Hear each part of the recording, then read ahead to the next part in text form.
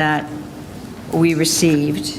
Were there any other changes that people felt we needed to make, or are we ready to move to approve them with the additional, with the addition of the names of the people who were there? I'm going to have to abstain. Yep, I'm good. Okay, can I have a motion? So moved? Second. Second. Okey dokey. Bill? Yes. Matt's not here. Nikki? Abstain. Jack? Yes. Steve? Abstain. Russ? Yes. Eileen? Yes. Betsy, yes. Okay, that is 1, 2, 3, 4, 5 yes, 2 abstains. Okay, great.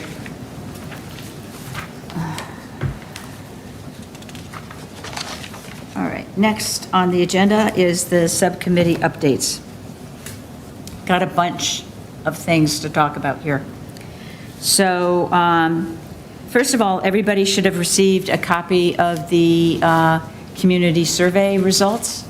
The 15-question survey generated 122 pages of analysis, which, from Stephanie's perspective, said she was one of the most robust and informative surveys that she's done. So there's a lot of stuff there, Yay, Burlington. not only about the government structure, but other things as well. So I think there, a lot of bodies in the town will get a lot of good information out of this survey. The presentation, which I put in my email, but I want to say publicly, is that Stephanie's going to come to our meeting on the 28th. She will be the first part of that meeting to present the results officially to the committee. Great. With the analysis of that. Once that is done, then the survey itself will be posted on our website and available and accessible to everybody else, but thought it was best to let the committee see it first and in the context with the analysis that Stephanie has done. Any questions about that? Okay. I suspect we'll have quite a few people who are going to want to join us for that part of this, our meeting. So I'll make sure I get the agenda out there early for that. We did have some key findings, which I'm hoping you all looked at. Probably the most dramatic was the 80% that want recall provision, with especially given the fact that town meeting voted it down, what, a year and a half ago, Bill? Something like that. So that is on the agenda for tonight. The other is to maintain the representative town meeting structure, which we had already decided we wanted to recommend, so that reinforces that. The idea of the centralized operations under the town administrator got very strong support as well, but there is no consensus on the title. So I want to take a moment, and somebody can tell me if this is an out-of-line thing to do, but we decided to defer any decision on the title until after we heard from the survey. Yeah. Given the fact that, if you remember from the competitive data we have from our benchmark towns, it was 50-50, which is basically, which is no consensus there. No consensus in terms of this. In talking to the people in the town administration, they have no feeling about it. They're just as happy to leave it the way it is. And given the fact that it is kind of I think a flashpoint for people in town meeting and others, that I'd like to make a recommendation that we leave the title, we recommend that we leave the title town administrator the same. Yeah, that works.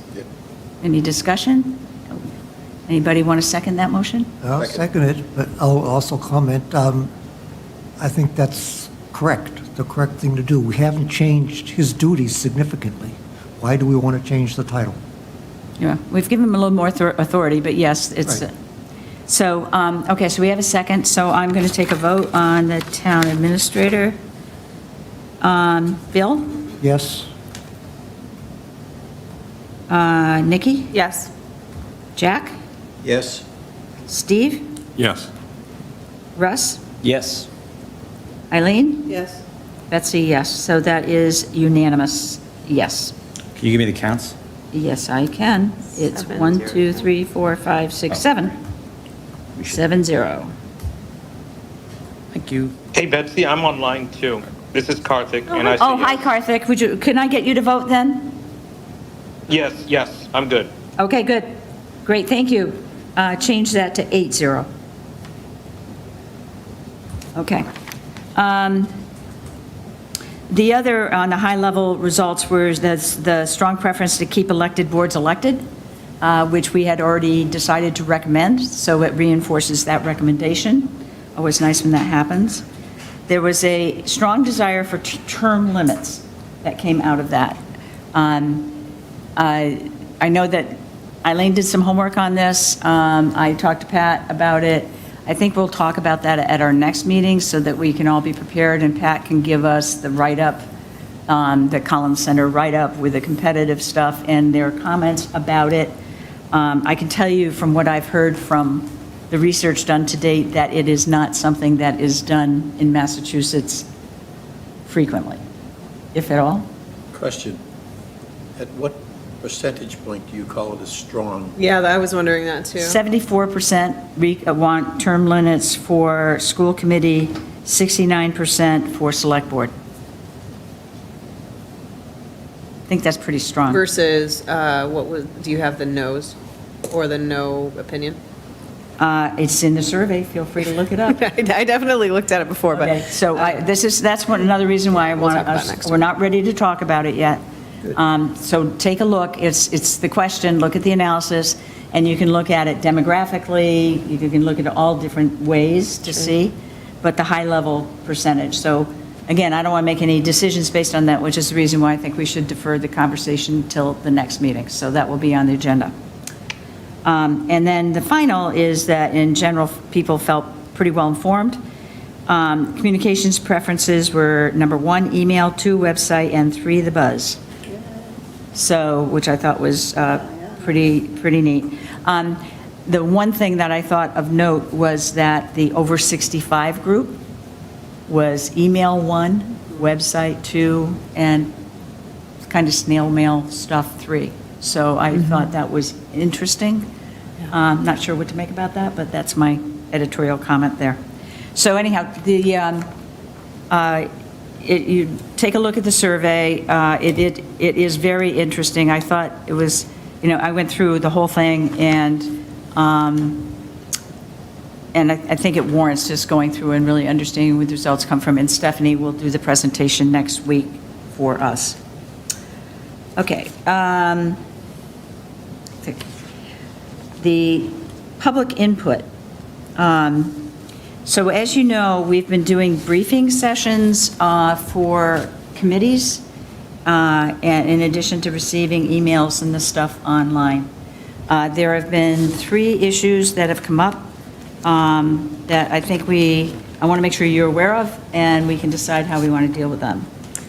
The first is we met with capital budget, and Eileen and Russell were there when we did the presentation for capital budget. A lot of interesting questions from them. We talked about the possibility of, even though it's not going in the charter, of making the recommendation that the capital budget just be a subcommittee under the Finance Committee. As a result of that, the chair of that spoke to the chair of the Finance Committee, and they had a good conversation and decided that what they're going to recommend is we leave it alone, to leave it as it is, and then the committee, capital budget, needs to collaborate with Ways and Means and the Finance and Town Administration to work out the details going forward. Because the desire would be to have capital budget work more closely with each of the town departments in creating the 5-year rolling capital strategy, which they said, yes, they want to take that on, and they're going to work together on that. As a result of that, I would like to recommend that we we take that recommendation off the table. That said, we will have a recommendation that we've made about having a group review all the committees of town meeting to see if they are doing what they're supposed to do, if they are, if there needs to be a change in what the bylaws says that their mission in life is, whether they even still need to exist, whether they can be, collapsed under, consolidated or whatever. So with that recommendation, that would also include all committees. So at this point, I'm not sure there's a need to call out capital budget.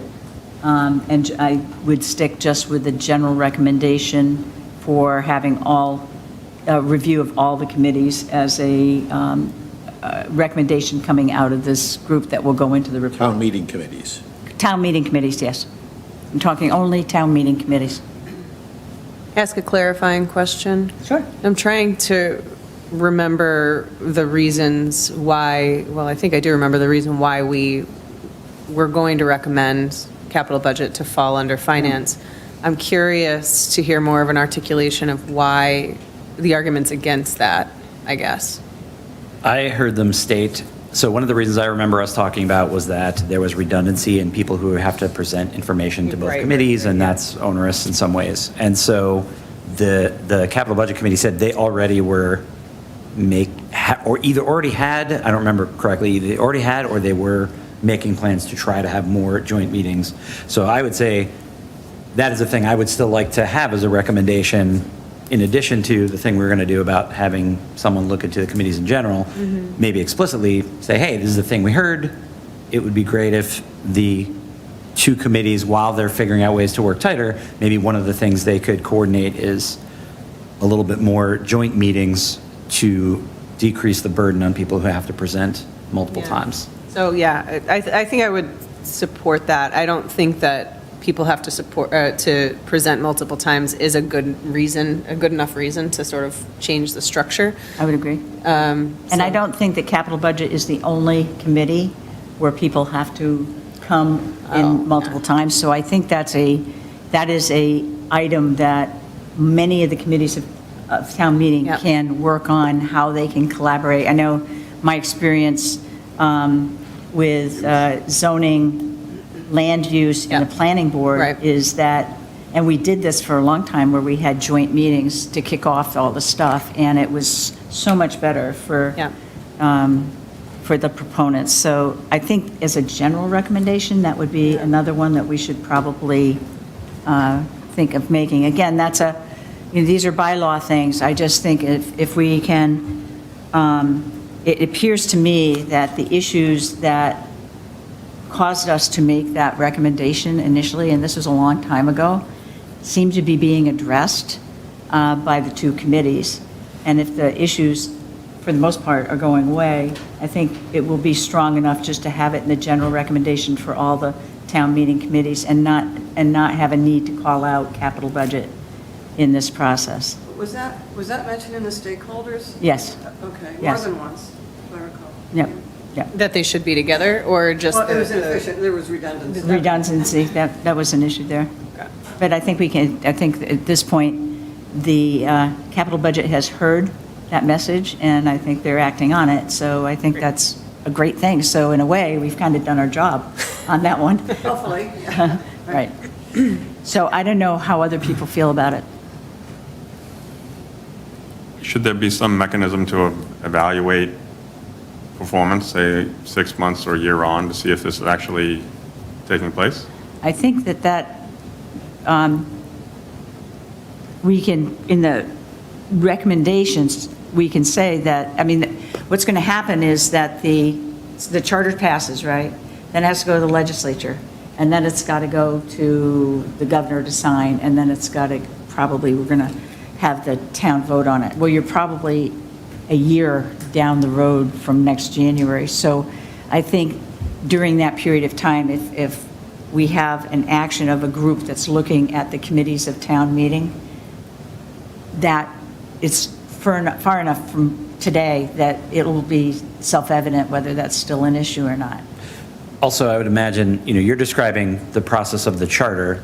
The process of recommendations is whatever. People can hear it and act on it that moment, or they will have committees form. It all depends on what the recommendation is and who it's aimed at. And this one, at least the particular aspect of asking that the two committees work closer together, that doesn't require anything other than Yeah, motivation. require legislative act. Right.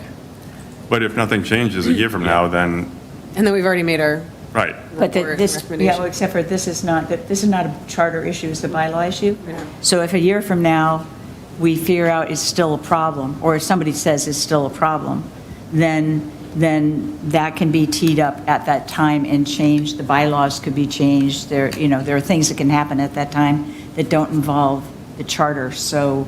Right, because the only committee that's in the charter is the finance, right? Well, So- actually, Capital Budget Committee is, Right. it is mentioned. We'll find out today.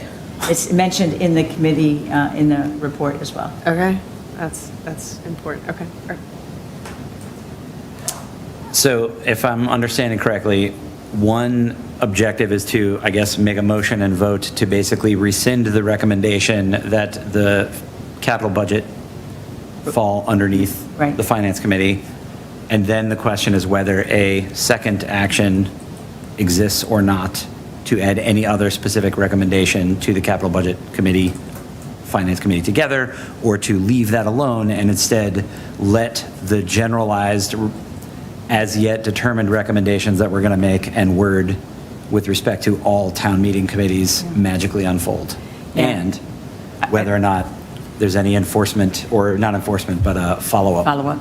Concept. I think that when we come to the recommendations, I mean, we already decided we wanted to make the recommendation about the town committees being evaluated and reviewed for all of those things we've just talked about. Yeah. What we didn't do in that point, in that discussion, and this is like one of the things that'll come out of the report, is decide whether we want to put a little more teeth into it, to Steve, to your point, and say, and there should be follow-up after a certain amount of time to make sure it's getting done, that kind of thing.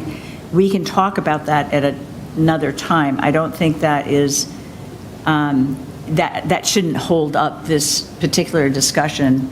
And one of the reasons why I think it would be good for us, if we feel comfortable as a committee making the decision not to make that specific recommendation about capital budget, is that then we can pull it out of what we're doing now in terms of the briefings and all the rest of it, and just stick with the overarching recommendation that all the committees be reviewed. So that's why I feel like it's worth bringing up to us to see if we could feel comfortable voting that happened. And I hope, to me, that's a high bar, to actually have something happen within a reasonable amount of time. And then if it's not happening, how do you enforce it? How do you change it? Because things have a way of drifting off, when you're not paying attention. Correct, and I think that's an issue for all the town meeting committees. I don't Agreed. think that is specific to this one committee. But yet So I we want did to, get- I want to differentiate between, we are now targeting only one committee. We had a broad brush like all of the other committees, and there are a bunch of them that need to be reviewed for, are they doing what they should be doing? Is the bylaw appropriate? When we know the Rules Committee their bylaw says that they review and approve the warrant, we know that that's not the case. I mean, so there's very specific things that need to be fixed in that. We have yet to talk about how we're going to word that. We haven't done that yet. Right now, I just want to, the only thing we've called out is capital budget. And I want to see if people are comfortable removing the reference to capital budget specifically, because we didn't call out land use, we didn't call out Rules Committee. Well, we didn't, Betsy, because it wasn't mentioned. Oh, it was mentioned. At the stakeholder interviews? Yeah. Oh, that they were inefficient and redundant?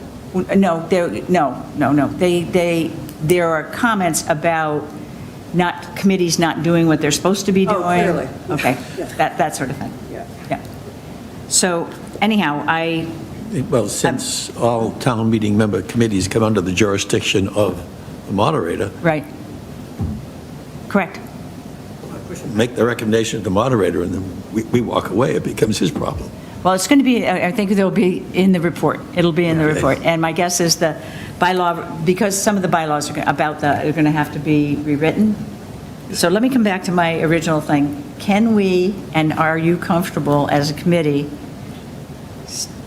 maintaining the general concept of reviewing all the committees of town meeting and not calling out and not making the specific recommendation about capital budget at this point, given the fact that it looks like a lot of those issues, at least for now, have been addressed? That committee will be, because it is a committee under town meeting, will be part of the overall town meeting committee review. So this doesn't give anybody a pass on that one. It just means we're not calling them out specifically. And We're recommending that somebody else do it. We're yeah, not doing yeah, it. right. We're not going to do it, yeah. No, we're going to recommend, but the way that this is now documented is that we've got two different things for town meeting committees. One is that we're going to review all the town meeting committees for their efficacy, if they're redundant, are they doing what they should, yada, yada, yada, right? And are they necessary? Should they be combined with other committees? That is our recommendation right now. That goes for all committees, including capital budget. For capital budget, we made a specific recommendation that they roll up under Finance Committee. Both chairs say they don't think it's necessary. Both chairs. So I'm coming in saying, based on all that, and based on the fact that we have a recommendation anyhow, that I'm proposing that we, I don't know, undo, rescind, whatever the right word is, that specific targeted recommendation about capital budget. Is that a motion? Oh, sorry. If both of the chairs are agreeing, I would go with it, considering some of the comments I have received from the Ways and Means Committee over the last year, where they were pretty strong in their opinion on doing something to get rid of capital budget. Yep. So if they've backed off from that and are agreeing to work with them, I'd go with it. Okay. So can I have a motion and we can kind of? So moved. Okay. Second? Second. Who seconded? Eileen? Okay. All right. Please stand by, I have to turn the page. And this is a motion to rescind the previous recommendation that the capital budget subcommittee, or capital budget committee Roll on. become a subcommittee Yeah. somehow of. yeah, Had roll we under. originally We did voted say on that? We did vote on that, yeah, Okay, of the finance committee. okay, so we all understand what we're voting on, right? Okay. Bill? Yes? Nikki? Yes. Jack? Yes. Steve? Yes. Russ? Yes. Karthik? Yes. Thank you. Eileen? Yes. Betsy, yes. Okay, that's unanimous, and that means all 8 of us. Thank you. All right, now I can delete that slide, that's awesome. I got a letter through the website about the moderator term going from 1 to 3 years, which was basically that the moderator is the single most powerful, influential elected position in our town government, determines who may speak, when they can speak, whether comments are germane, whether proposed amendments are in order, and those decisions can significantly influence the outcome of town meeting. And even more, the important role that the town moderator has in terms of being able to appoint committees. And that the moderator is solely responsible for appointing more than 50 members to town meeting standing committees, including Ways and Means, Capital Budget, Rules, and others. These appointments shape the work of town meeting long after any single session is ended. It's essential that these appointments be made in fair, impartial, and nonpartisan manner. For these reasons, a 3 or 5-year term is simply too long. If a moderator proves to be incompetent based on biased or excessively partisan, voters should have the opportunity to make the change after 1 year rather than waiting for several years. And then goes on to some sort of example of some sort of bad thing that happened in the past, which I'm not going to read. The 1-year term has served our town well, ensuring that the powerful office remains immediately accountable to the voters and asking us to change our recommendation. So that is something that I think we need to discuss. My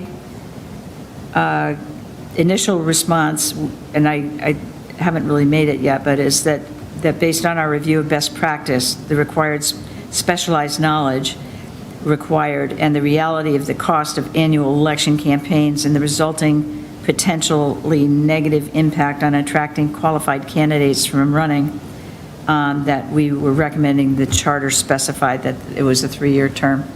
And I don't know if people feel comfortable staying with that, whether we want to bring it back up for full discussion, or what you feel about that.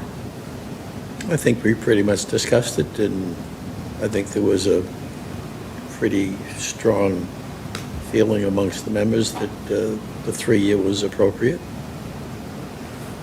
Okay? Any other notwithstanding that letter for whomever. comments?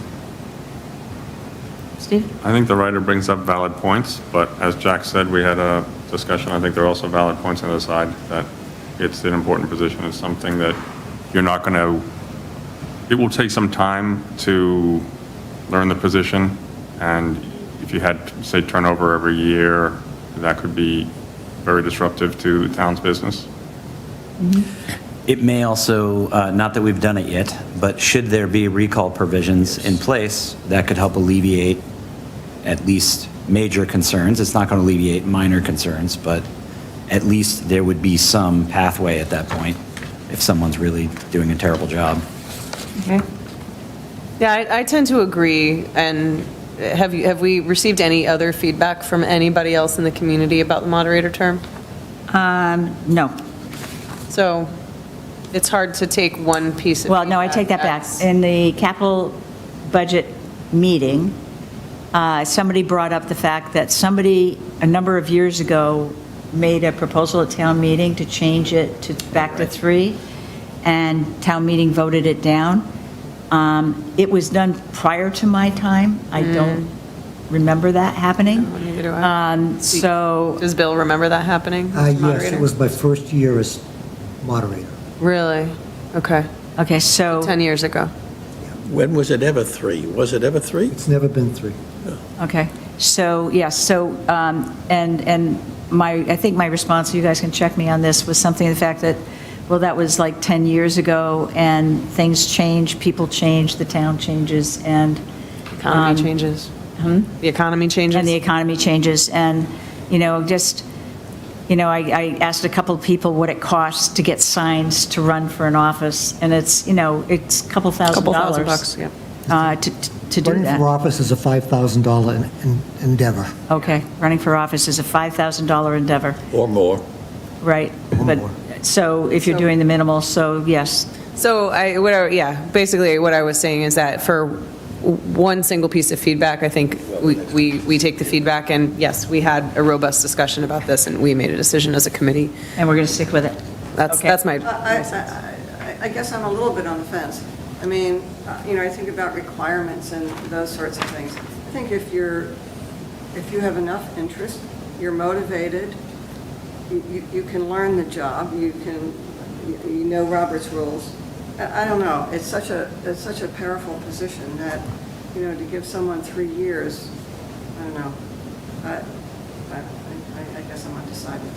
maybe. The record, I remember our comparable towns, it was kind of a split. It was split, Yeah. exactly. Yeah, right. 3. There's like- nothing that, right. Maybe we put a pin in this conversation until after we discuss recall, and then come back in light of that, whatever we decide to recommend for recall. And to Russell's point, like, if we are recommending recall provisions, then that sort of alleviates the concern.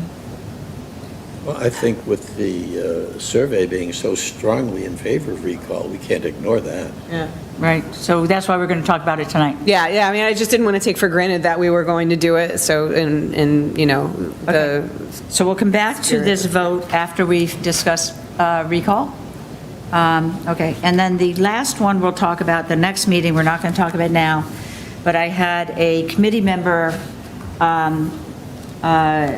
who would like us to consider having it be okay for a non-resident to sit on a commission or a committee of the town. So, for example, we have a lot of senior people who are now working on various boards and committees, and appointed committees who may decide they can't afford to live in Burlington when they retire, and therefore will have to move to another community, but they've gathered all this knowledge and are, they're experts in a specific area, and so the town will be losing the benefit of that, and therefore would like us to consider eliminating the residency requirement. I did mention this to Pat. It's going to be on the agenda for the next meeting. We'll talk about that, so I want you to give that some thought between now and then. And Pat will put that in context, I think. I don't know if you want to say anything, Pat, now about that, or you want to wait, or what? I guess at this point, it would be great for you to think about if that's something that you're interested in pursuing. Well, we don't know if we are. I think we're... Right. I think there are some boards and committees that might require an expert that's not available that may allow someone to come on, for example, as an associate member if, say, the Conservation Commission wants an expert in, in wetlands on the team, but they're not a resident. So there are different ways that comes in. It also happens occasionally in towns that vary in size dramatically in vacation seasonally. towns, seasonally, where someone might want to be on the rec committee and help with all of the summer festivities. So it does happen occasionally. It's not very often. I don't believe, I will have to check all the charters. I don't believe our peer communities do have that at this point. Okay. All right. Non-resident doesn't mean prior resident.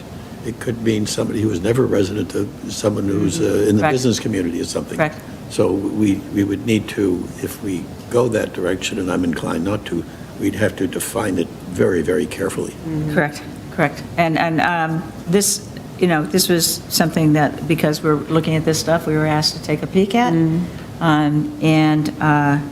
And so I said we would take a peek at it. Seemed like There's a whole another argument by keeping all the older people on, we're filling seats that younger people should be taking.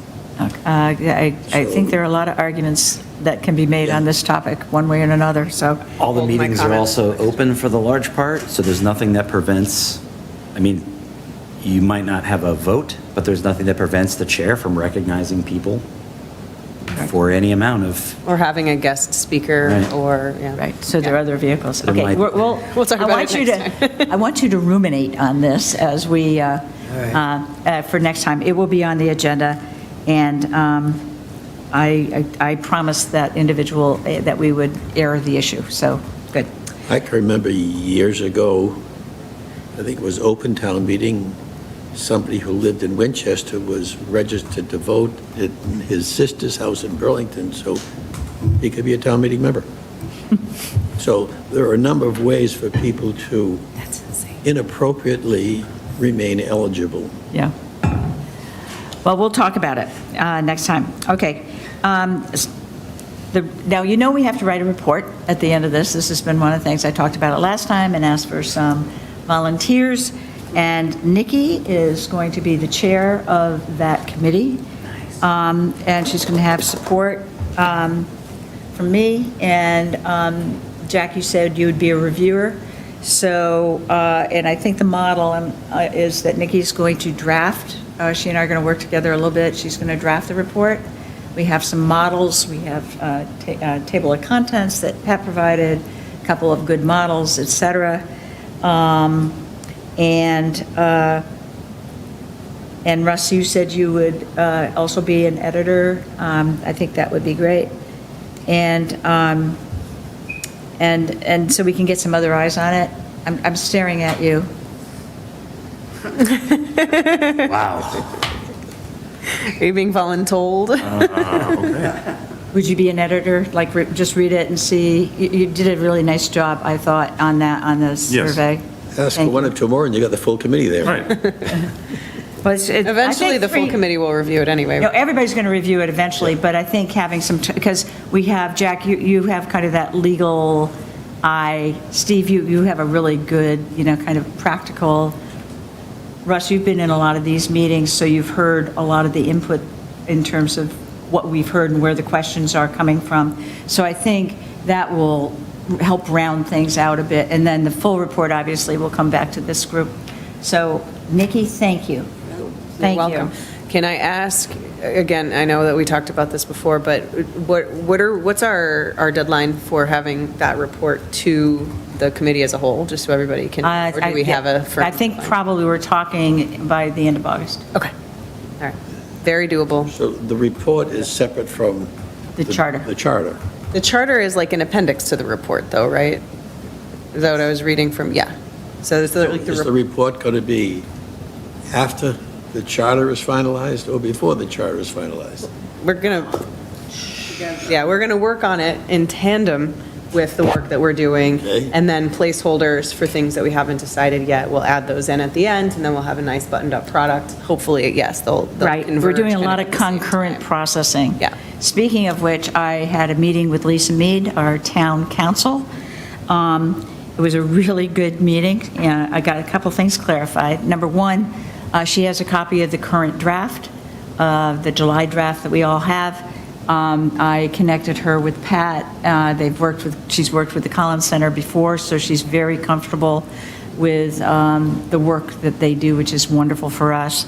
So she's going to start reviewing the one we have now, and then as we continue to add stuff, she'll review it as well. She knows what our timeframes are, which is terrific. I did ask her a clarifying question about, for this, when it goes to town meeting, who's the proponent of this article? And the answer, and she told me to confirm this with the select board, which I did. And this committee is going to be the proponent of this article. It's not going to be the select board, it is, the Burlington Government Review Committee is proposing this.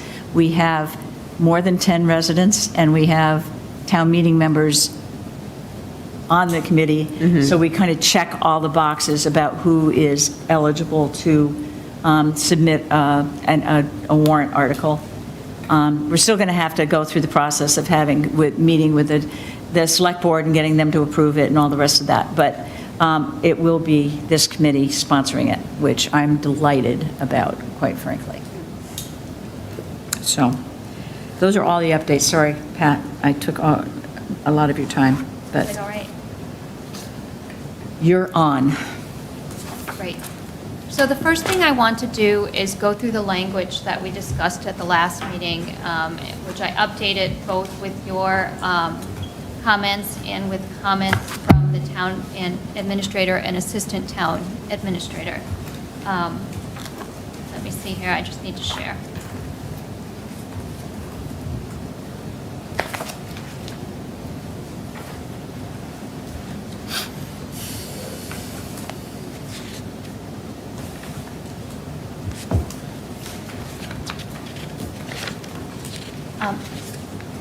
Would you mind turning around and dialing the 100% up so that you can see it better on the screen?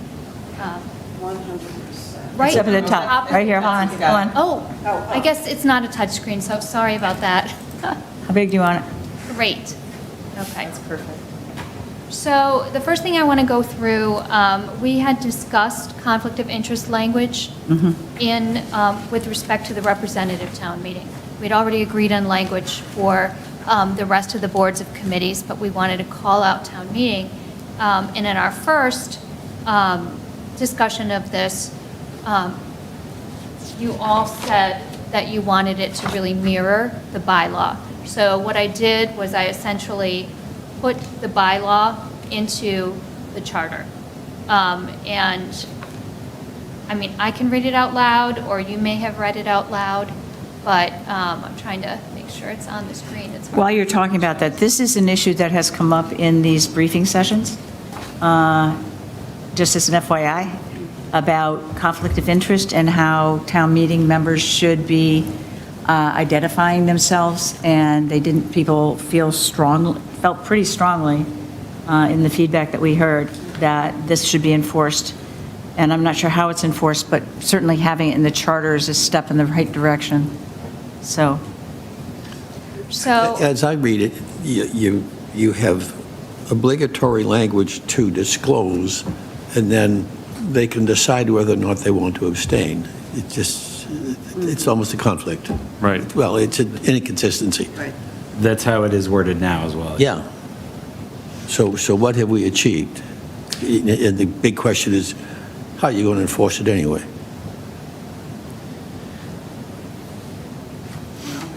You're echoing the same thing we talked about before. I was listening to last How week's do you meeting enforce it? in the parking lot as I was getting ready to come in here, and that was exactly the same conversation. So there's two, I would separate it into two pieces. One is the principle. right. Why did we talk about this? We wanted to make it clear that it matters, that we care, that it's big enough to be mentioned alongside the discussion of how the town meeting operates and how it functions, to say, by the way, this is important and we care. Now, I agree that at some point you have to enforce it or you have to enact, and the question of, your point about that a member could opt to not abstain. Yep. Well, with that thought in mind, then I would look for the language to be a little bit stronger to say how strongly we feel. So a town meeting member shall be required instead of just is required. Can we do that, Pat? You mean in paragraph 2? Yeah. I'm good. One, the town meeting, disclosure. right at the beginning, a town meeting member, it says here, is required. I would put shall be required. What's the difference? It's legal. It's just more emphatic. Well, if you say shall be required, my concern is there's no, who is requiring that? Yeah. So, Plus, it's more legalese. Is it any different with is Much better. required? Is. Who is you could requiring? say, if you want the word shall, you could say a town meeting member shall, comma, prior to addressing town meeting disclose. Yeah. Okay. If, And after the word member, I would put member's own financial interest to make sure that, looking at both their own interest and the interest of an immediate family member. okay, first I kind of, before I type this in, does that make sense to everyone? I would prefer not to go legalese on it. Well, the word shall is used throughout the charter, so that's not freaking me out personally. I mean, Okay. of course, I read this stuff. Is required freaks me out a little bit more than shall does, honestly. Yeah, I was going to say, I think it's clearer, is required. I think that's fine. I think, Jack, are you talking about where it says they can abstain? No. I'm in First line. Talking about Number one. 212, Yeah, I know, I get that, but the very first line. So I've got this so that you can see Because as it on Rush the pointed out, screen. we're doing two things. We're saying what we want them to do, and then we're acknowledging, we can't force them. So a town meeting member shall, prior to addressing town meeting, disclose the member's financial interest or the That's- financial interest I like of that. immediate. The member's Okay. own interest. And you want to say members own. Yeah, just to or make sure there's- financial, or a family. That's what Own the finan- next. Yes, That's or what the I thought. financial interest of an immediate family. They're just adding the word own, is Just that what you're adding saying? Yes. the word own. If you can look on the screen, if you can see Yeah. how I changed it. And Okay. you struck out the two there? Yep. Right. Yeah. Unless you can't see distance, it's on over there. I'd be okay with that language. Okay. And then we would need to change shall in part 2 as well.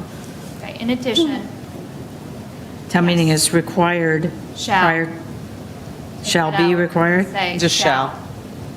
Instead of required. It makes it the active voice instead of the Right. passive. Right, I mean, Shall. required To makes me address feel town like somebody meeting. has to be administering that rule rather than Shall them being be. compelled to do it on their own. shall be required prior to addressing town meeting to disclose whether the town meeting member or immediate family member. Not shall be required, look up. Shall, prior Shall. to addressing town meeting, disclose. Okay. Yeah, that's good. Okay. Whether the town meeting member or immediate, and I added that language from the bylaw. Okay. Are employed by the town in any position that may be affected. All right, so to be clear, at the moment, these are linguistic changes only. Yeah. The actual intent of the bylaw is unchanged, and it's still the case that all that was there. So Yeah. even though we did that, or proposing to do that part, nothing's actually changed. Right. Okay. Okay. And this is the same. Let's come to from- the next part. Forever, right. Which is the abstention. And I use the same language. This is the part that I think is weak. Any town meeting member who has a financial interest as set forth in this section shall consider a voluntary abstention from voting on the warrant article or budget item in question. Notification shall be given to the moderator in writing before the session, and that's the part, and that's identical to what's in the bylaw now. Right. And that's the notice to the moderator is intended to help with the situations where you want to put things together for a consent vote, and you may need to parse out for people who are, abstaining. And I think we discussed the fact that, the town meeting member is voting for their whole precinct and not just themselves. So it gives them the opportunity to decide, is this interest so great that I, not only giving up my own right to vote on this, but the vote for the precinct Right. on this matter. And That's the part I have difficulty with, quite frankly. Me too. I think if they have a financial benefit deriving from that vote, they should not vote, period. That's my take on it. So the example of the guy, my brother works for the town, but I haven't spoken to him in 7 years. Do I still have to abstain? Or Counselor. you don't get a vote. I mean, it's a family member, your spouse, you've got to, We're in the midst of a divorce. I can't anticipate those understand. in a principle. I'm just asking questions. Yeah, I guess if the divorce is final, then you're not married. So, I don't know. I can't arbitrate that, but I guess what I'm just saying, just simply, I find this language to be very weak. And this is the part that I think if there's going to be some teeth, this is probably another place where it needs to be. So if you put teeth in it, what's the penalty? That is not the job of a not our job. bylaw. There is a penalty. It's like any other bylaw. What's the penalty? That's kind of done, I don't know. Do we know do we know any history around when the conflict of interest statement When it- was wordsmithed and where it went in, and, did the town meeting argue over it? It was, previously it was only for the planning board, right? I know that. Oh, no, it was only No. written in the. Right, the state law is the state law. Applicable, There is, I don't know, that was state law or, 2017 in the bylaws. 2017. That was That's when I went really recent. For the planning board, No, just No. ethics. just the ethics provision. it was altogether. prior to the 80s that there was the planning board rules and regs. Okay, so 2017. so that does feel pretty recent. Yeah. My suspicion is, hey, I bet people had the same discussion around, why did they end up landing on language that was so weak in some ways, And I suspect it's maybe for the argument of the constituents, which to me at least is a pretty solid argument, that the member can decide for themselves, and in theory, their constituents, the people, will have observed that vote and hold them accountable if they felt like it was out of line.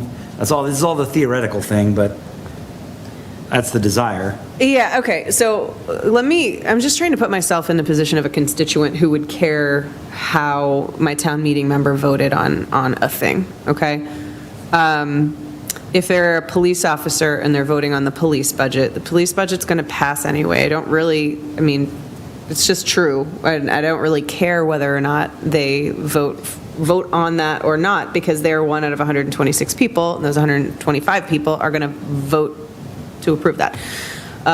Let's say the Herb Chambers thing that came before the town meeting a few years ago. So that was for a development. And I am in precinct 6. I have 18 precinct representatives, and one of them works for Herb Chambers Corporate. Okay.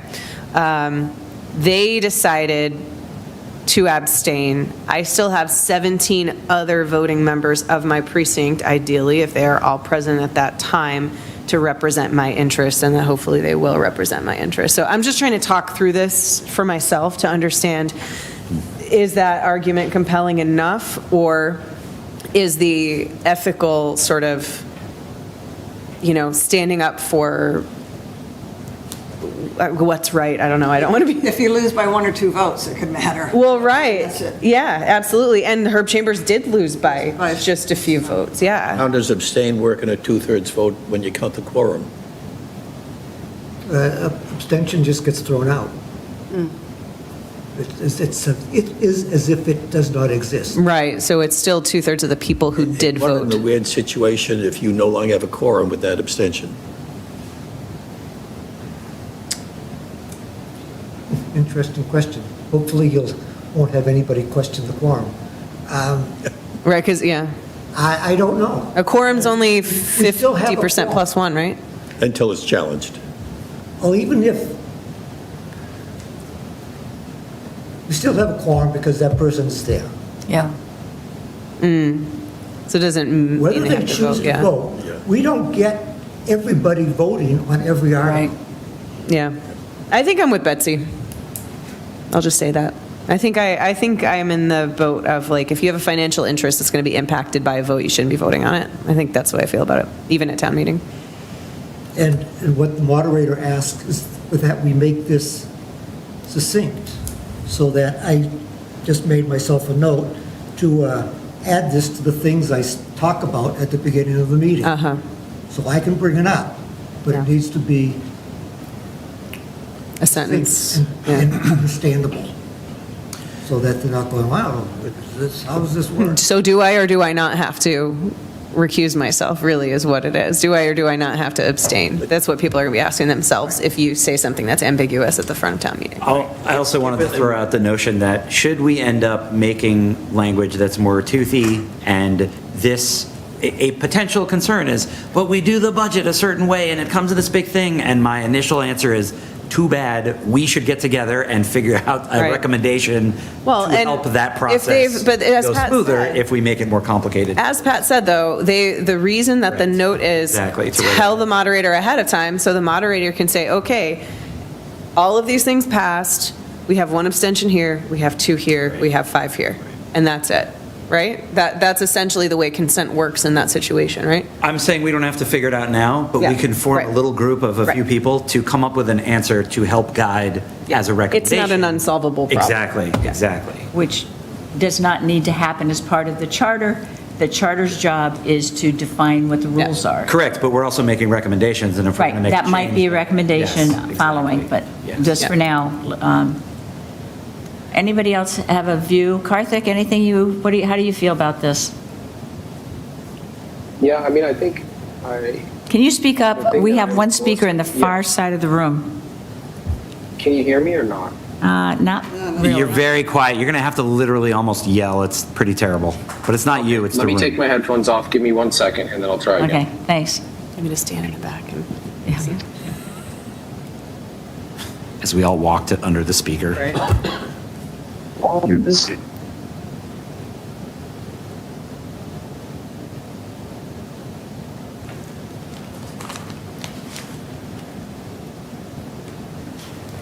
Hello, can you hear me? Yes. Better. A little better. Okay, so, well, I guess what I wanted to say is that I think it's really important to keep money out of the politics of these certain initiatives that come up. And I think that it's really important, especially like today, if you think about various special interest data centers, things like that. I think it's really easy to have a situation in which something goes through that's not really supported by the majority, but it managed to go through a vote anyway. I guess to not be so abstract about it, what I want to make sure is that people know where the that allegiances, financial ties to something are declared and are upfront. I think that's more important to me. I mean, as part of the abstaining part of it, I don't want to take away someone's vote if they're a member of the organization. I mean, a registered member of the organization or whatever, but unless they want to. But I think that the financial ties need to be made clear to everybody, is what I'm thinking is important here. Does that make sense to anybody? I'm not sure. Yeah, let me Yeah. ask you a follow-up question. So we say you have to declare your financial interest, that's number one.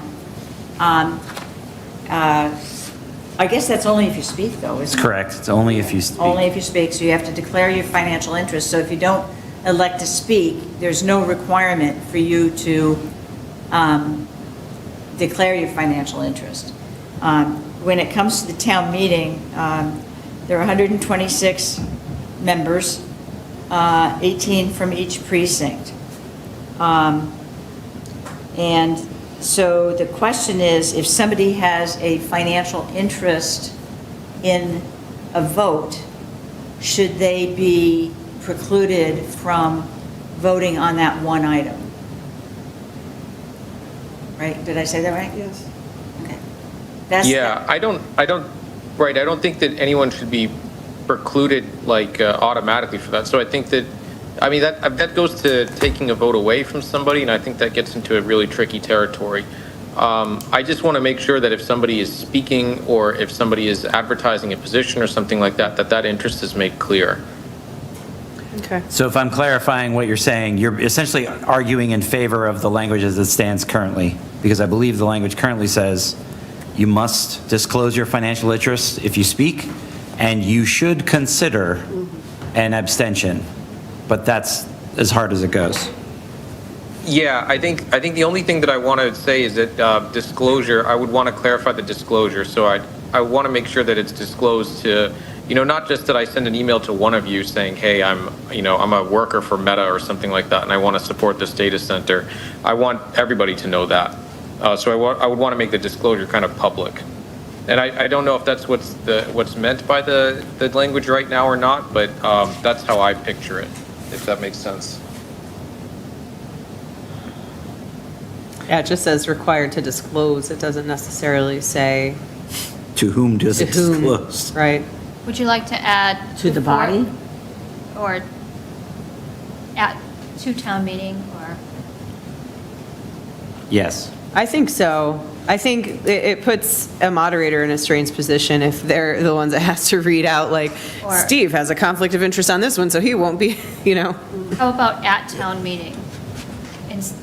They're not writing a letter, if you want them to say it at, Yeah. Yep. okay. Prior to addressing town meeting. I mean, yeah, the vision is that you say, hi, my name's Nikki, I am from precinct 7, and I have, just so you know, for full disclosure, I have an interest in Meta, or I work for Google, or whatever it is. So as the moderator's going through the budget, if I have a conflict, I have to say hold to keep that one out, so I can't vote on the omnibus. So this is where my previous statement about, yes, I understand that if we were to make explicit language that said you had to abstain, that creates an interesting challenge to resolve, which is the way everyone does the budget now, that would make that very complicated. So I propose that there would be some smaller subcommittee to come up with an answer for that. But the number, I voted on the omnibus bill, so the number who voted for the omnibus bill is still one number. Terrible answer, but I'm like, don't do an omnibus bill. Like, if you care about the ethic, Try and get that one by you Joe. should not, right, I understand the ludicrousy of what I just said, Well, but I'm also saying, The way, You have to start with what's the principle that matters. Is it how easy the bill is to actually pass, or is it the principle that people shouldn't have a vote on a thing that they have a financial interest in? That's what we're weighing. Okay, so right, and I think I we're guess, beginning to see why the language is what it is. I suspect that is why. right. Two things. One is, I don't think people understand what we have in here now. I think the language about the option to abstain is, I think that the optics of that are, well, then they can just vote for their raises, right? Nobody's requiring them not to vote. They can just vote for their own raises, and how is that right? Isn't that self-serving? I mean, that's the kind of feedback that I got, so, and again, I'm not going to, I understand that probably somebody went through this and constructed that language very carefully. We do, for those of you not on town meeting, when we have a big budget item, we go through each line item, and the moderator will say, police department truck, or whatever it is, and go through each thing, and if anybody has any questions about it, they say hold. That happens today, and a lot of things get held. So it's not like that doesn't happen today. That does happen today. Yeah, except that's a specific article about a fire truck versus. Right. Here's So 13. if I, for example, if I can't vote on something, You're getting into exactly what I'm talking about, which is let's not solve that here now. Yeah, no, I I know, acknowledge I and for the understand. committee, I that is a didn't problem. understand. I got it now. It will I got it. create a problem. yeah, no, I We get should it now. recommend a solution to that problem that I trust we could come up with. So if we leave it the way it is, we do have the requirement that they have to disclose their Interest. conflict Before speaking. before speaking.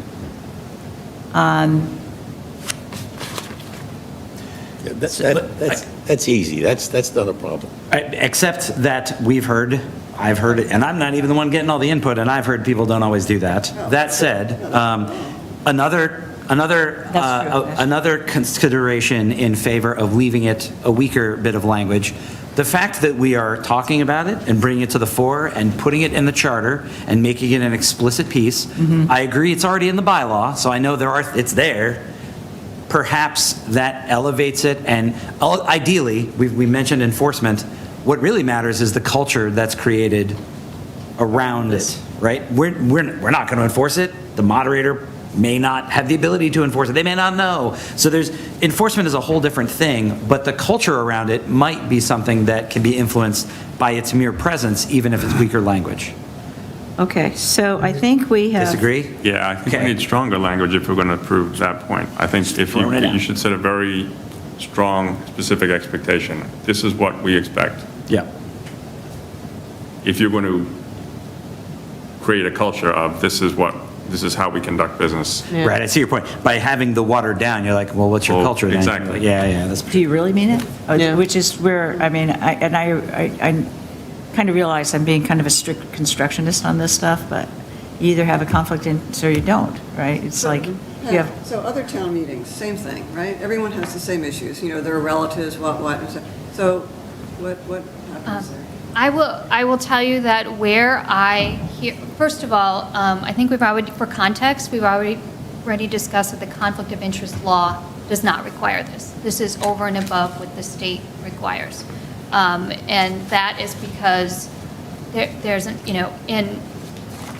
have a representative town meeting, others have an open town meeting, and the point is that the reason for it not being included is sometimes interpreted as everybody brings their own experiences to town meeting, and that's why they're there, but where I've heard this in other towns, it's frequently wrapped into town employees as town meeting members.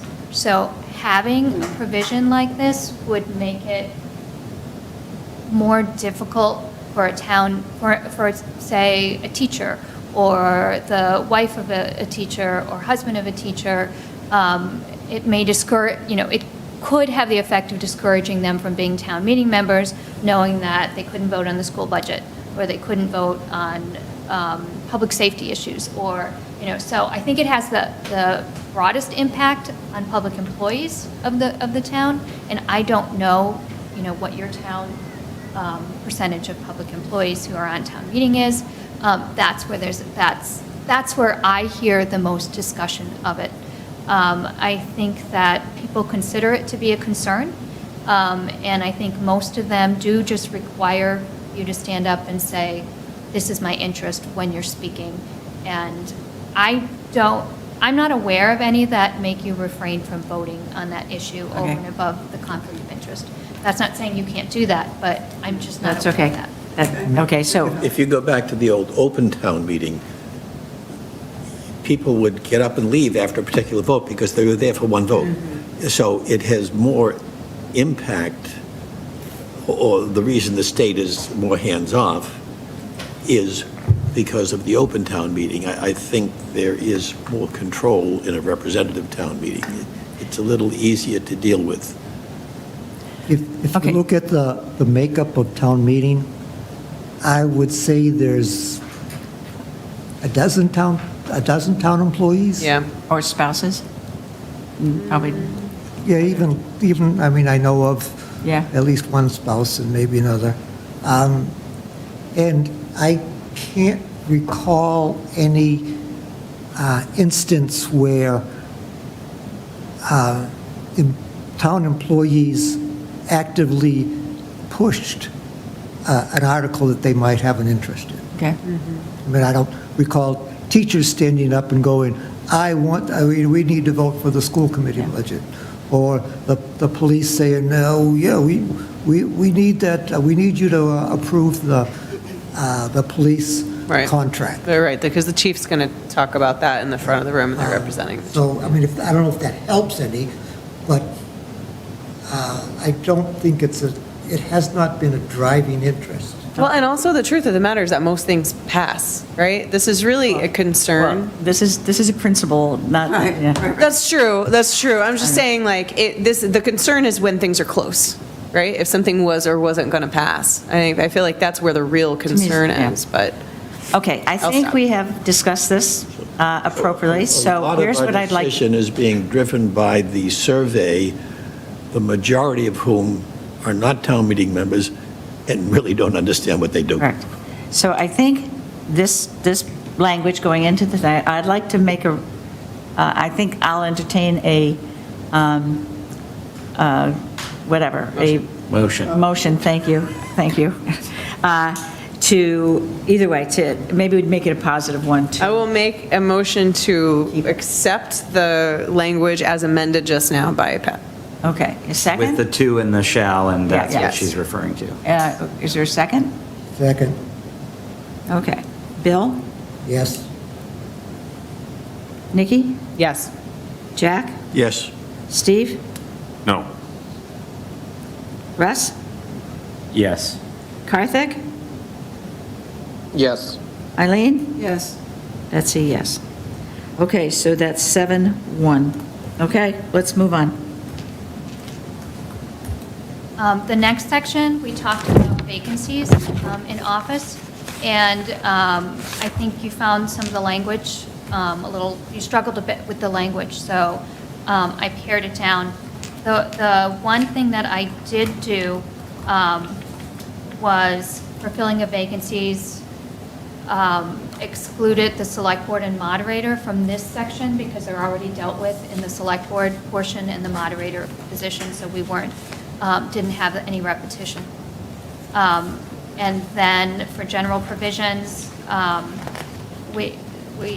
used the language in the clerks, if the town clerk's unable to perform the duties, I don't think you had any issues with this paragraph. The select board shall fill the vacancy by appointment until such time as the clerk is duly elected at the next annual election, and a temporary clerk shall not be required to be a resident or registered voter, and that's because often it's the assistant clerk who takes over in the meantime. And if you have any questions about this language, I'm happy to stop, so stop me when you want me to stop. Stop. Okay. I forget what committee I was on, but we were evaluating town clerks, and the example came up, I won't name the town, where the clerk was just refusing to do certain parts of the job. So other people unofficially just stepped up and did it. So how would this work if the clerk, duly elected, is saying, I'm not going to do that particular function? Okay. Do you hire a part-time clerk just for that function? That's definitely a case-by-case basis. Yeah. And I don't think you can cover that necessarily in the Okay. charter. If you do decide to have a recall provision, it could be covered through recall. I don't. But that's not a vacancy issue, is it? It's not a vacancy. It's not a Not vacancy a issue. vacancy issue. Let's stick with vacancy for now. Okay. It's a discipline issue. Yeah, that's a Well, it's just- performance review issue, and I think we'll It deal with says, or is unable to perform duties. I think that's like They're sick. in the hospital. A or- hospital. yeah. I did have feedback from Jess on this one, so I'll read it to you. Section 3-1B needs to be updated to be clearer process for filling vacancies of elected board. My recommendation is that there can be a special election similar to a select board, or there can be a process for appointment. Hope the Collins Center has a recommendation here. If Collins doesn't have a recommendation, one thought on appointment process is, step 1, vacancies should be posted on the town website and select board made aware. 2, applications can be collected for a minimum of 10 business days. 3, interviews conducted by a majority of board members, maybe with the town administrator present. And 4, final candidate presented to select board for recommended appointment. I think the problem here and the reason this issue was raised anyhow was because some of the elected boards had vacancies and the process that they had to use was so fuzzy that it caused problems. So they're looking to us, and the reason they raised this at the community forum, which is where this question came from, was to say, please help us and be clearer about what the process should be if there's a vacancy. So that's where I think this all came from, and that's what Jess's comment was, so. Yeah, I've seen this play out a couple of different times over the last few years, and I think I don't have that in front of me to read with my eyeballs, but what I got from that was there needs actually to be a process of how we're recruiting for those roles, not just how we're filling those roles. That's, I think, part 2 of what Jess said there. No, she's saying just the applications can be collected for a minimum of 10 business days. So hers is more like, you need to post the process, you need to post the It's vacancy. recruitment, though, right? Well, that's different from recruitment, that's A little. visibility. A little. Yeah. Applications can be collected, interviews conducted, and then the candidate, but who does the interviews? It's the board plus the town administrator. So I think that is, the question is like, how does that process work is where things got bollocksed up. Yeah.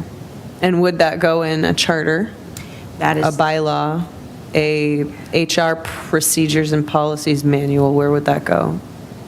that, I guess, is the question, and Pat would probably say it doesn't go in a charter. Well, I know that we had the same discussion when it came to filling the positions that the town moderator appoints and other appointed positions. And we had discussed making a recommendation, either to form a study committee or to have, some type of process for, as you said, recruitment, posting, collecting resumes, et cetera. So that might be something outside of this.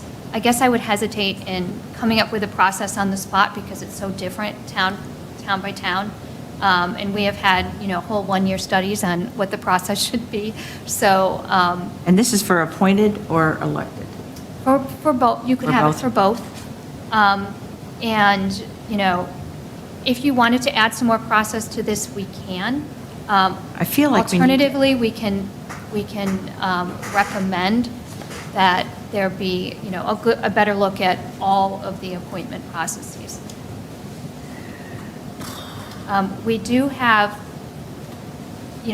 just to walk you through the process that's in this, in section 2, my screen is different than what's up there, so I'm trying to keep it on both, so excuse me. But perhaps the lack of clarity was the language and, the committee's coming together to form this. But this says if there's a vacancy in a board or committee, of 2 or more members other than the select board, the remaining members give written notice to the select board within 30 days. The select board shall fill the vacancy if the board or committee does not give notice within 30 days. This is the statutory language. Okay. Upon proper notice, the select board members and the remaining members of the board or committee shall fill the vacancy by a joint roll call vote. And we added as soon as administratively practicable because there was concern about how long it would take. And to fill the candidacy, a candidate must receive a majority of the total votes of all members entitled to vote from both the select board and the board or committee. The person so appointed shall be a registered voter of the town and shall perform the duties of the office until another is duly elected at the next annual election. Because this is talking about elected positions, it has to be an elected position. Can I ask one just tiny language question? Where it says the person so appointed or elected, they're just appointed, aren't they? They've just been appointed by the, Okay. Get rid of so. okay. Well, I think yes, sometimes the term elected means elected by the body. Chosen, okay. Chosen by the body. I'll leave it to you for that kind of language, but it I'm was just going to highlight that for now. Yeah. Yeah, let's, And take a look at that. I'm just going to put on. elected by what body? By the body that, By of the the joint- two combined, By the joint yeah. body. The committee, the respective committee or board, yeah. Right. And right, so if you wanted to, the concern I just have, the timing might be an issue for us to understand the timing and add it to this, but if, Well, I'm wondering if, in response to what Jess is suggesting, I mean, this is better than what is there now in terms of process, right? So I wonder if, to Nikki's point, that what she's talking about here is really a HR policy process issue, not a charter issue, Yes. in my opinion. Yes, and I'm also thinking like if it's an elected board, I'll use planning board because that's the most obvious example. The board is not subject to HR policies and procedures though, are they? The department is, the staff, the professional staff, but not the board. So that's another question, right? Well, when it comes, Staff is, but members are not. Right. so I guess Nikki's saying is like, so if we say, let's deal with the process in the HR policies. Right. The HR They're not policies don't subject to apply HR to an elected board, so where do they go to get the process? Right. Where do they go to know what the process should be? Yeah. it might be done by bylaw to have that process, or it might be an internal process that's separate from HR policy. Just needs to be developed and It articulated. can be a select board policy that they develop, with respect to this. Or the town administrator Um, given some of the responsibilities that they're taking on, kind of thing? Right, and that can be a recommendation that this, be formed. I think it's also important to understand that, you have annual elections. So there was some, whether you want to have the expense of calling a special election, you can have language like the select board, but where there's a process, in place, it's, you may not, every year you're going to have an election. Yeah. So by And they're only- by inference, is saying the select board have to have an election, call a special election, but by pointing them out, by implication, you don't do that for the others. Correct. I mean, and the select board is the executive branch for the town, so they're going to have a little bit different, for certain things. And I understand what you're saying. It's certainly, you could add that if that's something that you wanted to do. It's not in there right now. You could have something about the same timing as, as the select board. language about choosing to call a special election. Can you restate Jess's concern for me in like a sentence? Needs to be updated to be clear process for filling vacancies of elected boards. So So- we're talking elected boards. Is this not a clear process for updating a vacancy on an elected board? Clearer.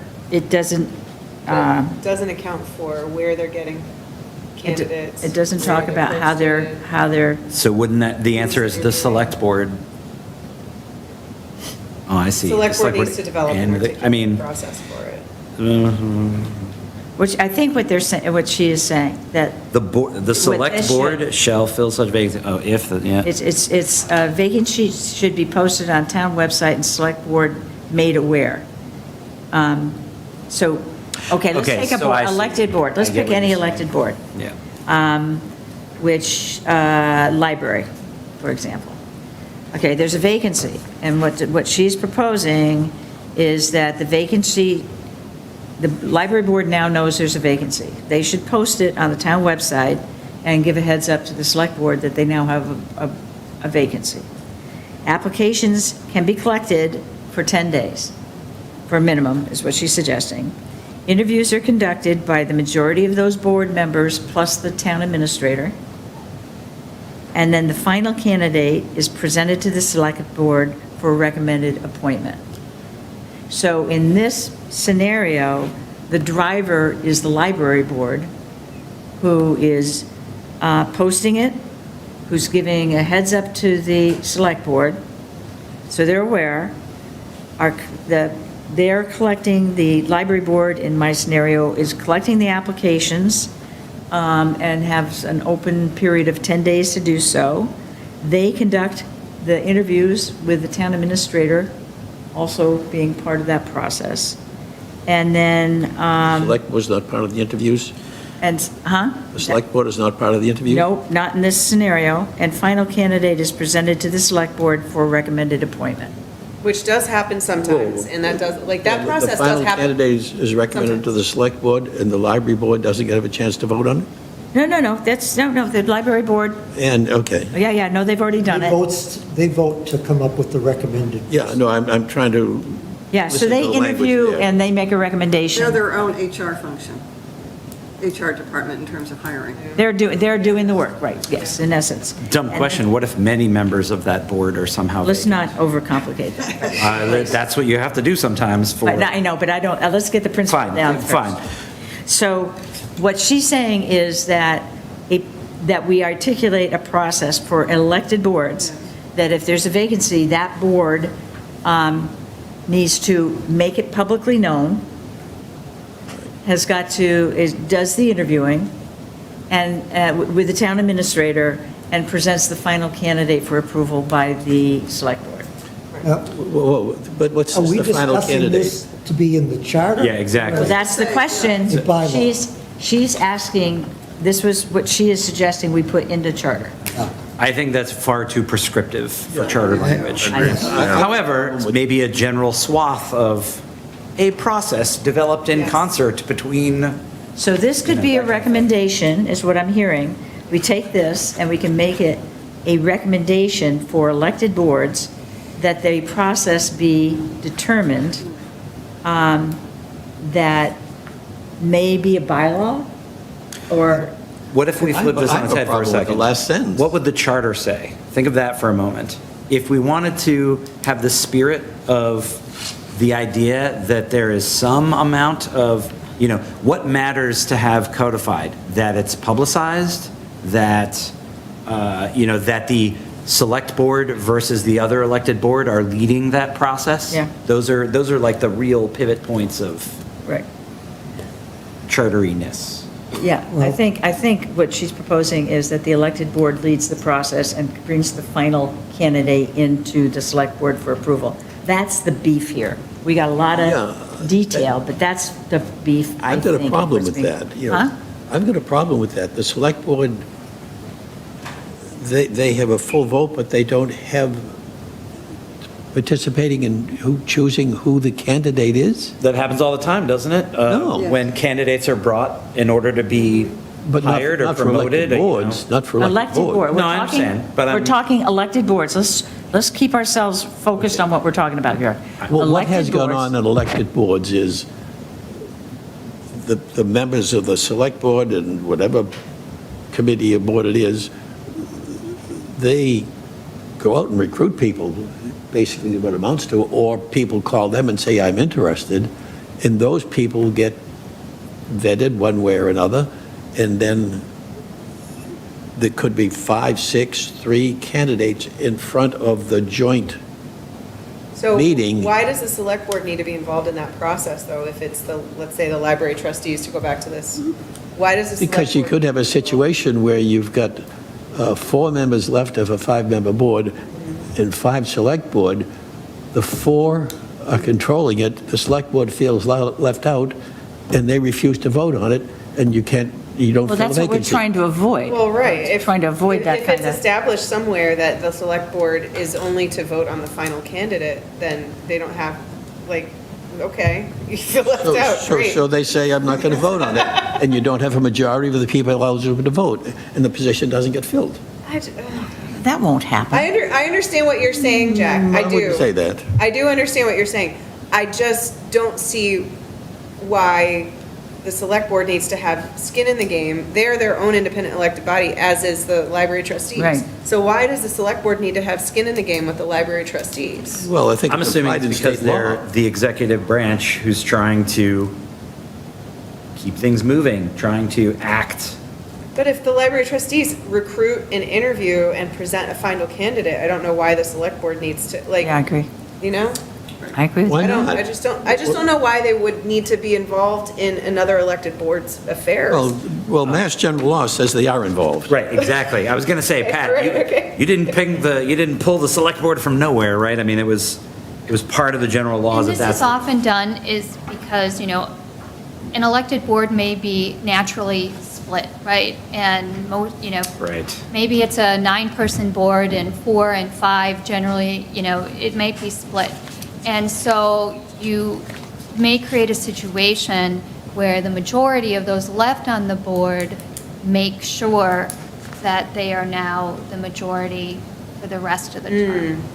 And bringing the select board in, who is also voted by the entire town and may fall along their own lines, kind of helps disperse that power.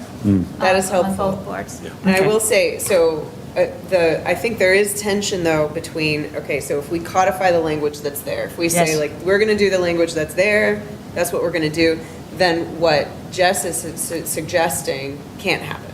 Because what they're saying is that they're going to have a joint meeting rather than the board brings a candidate to the select board that the select board then votes on. Well, there's nothing And at that describing the joint meeting- process of how the person they got got in there. front of the vote. Like, then they can still It could all absolutely line up follow and that vote process, together. and then they just have a joint meeting where they. Yeah, okay. Okay, so let And me, at that joint meeting, there may be 3 candidates. Right. Yeah. so let me make a recommendation and a proposal, because I want to move on, because I think we're kind of talking, You're not now going to we've move on said. fast, because I got several questions on the language.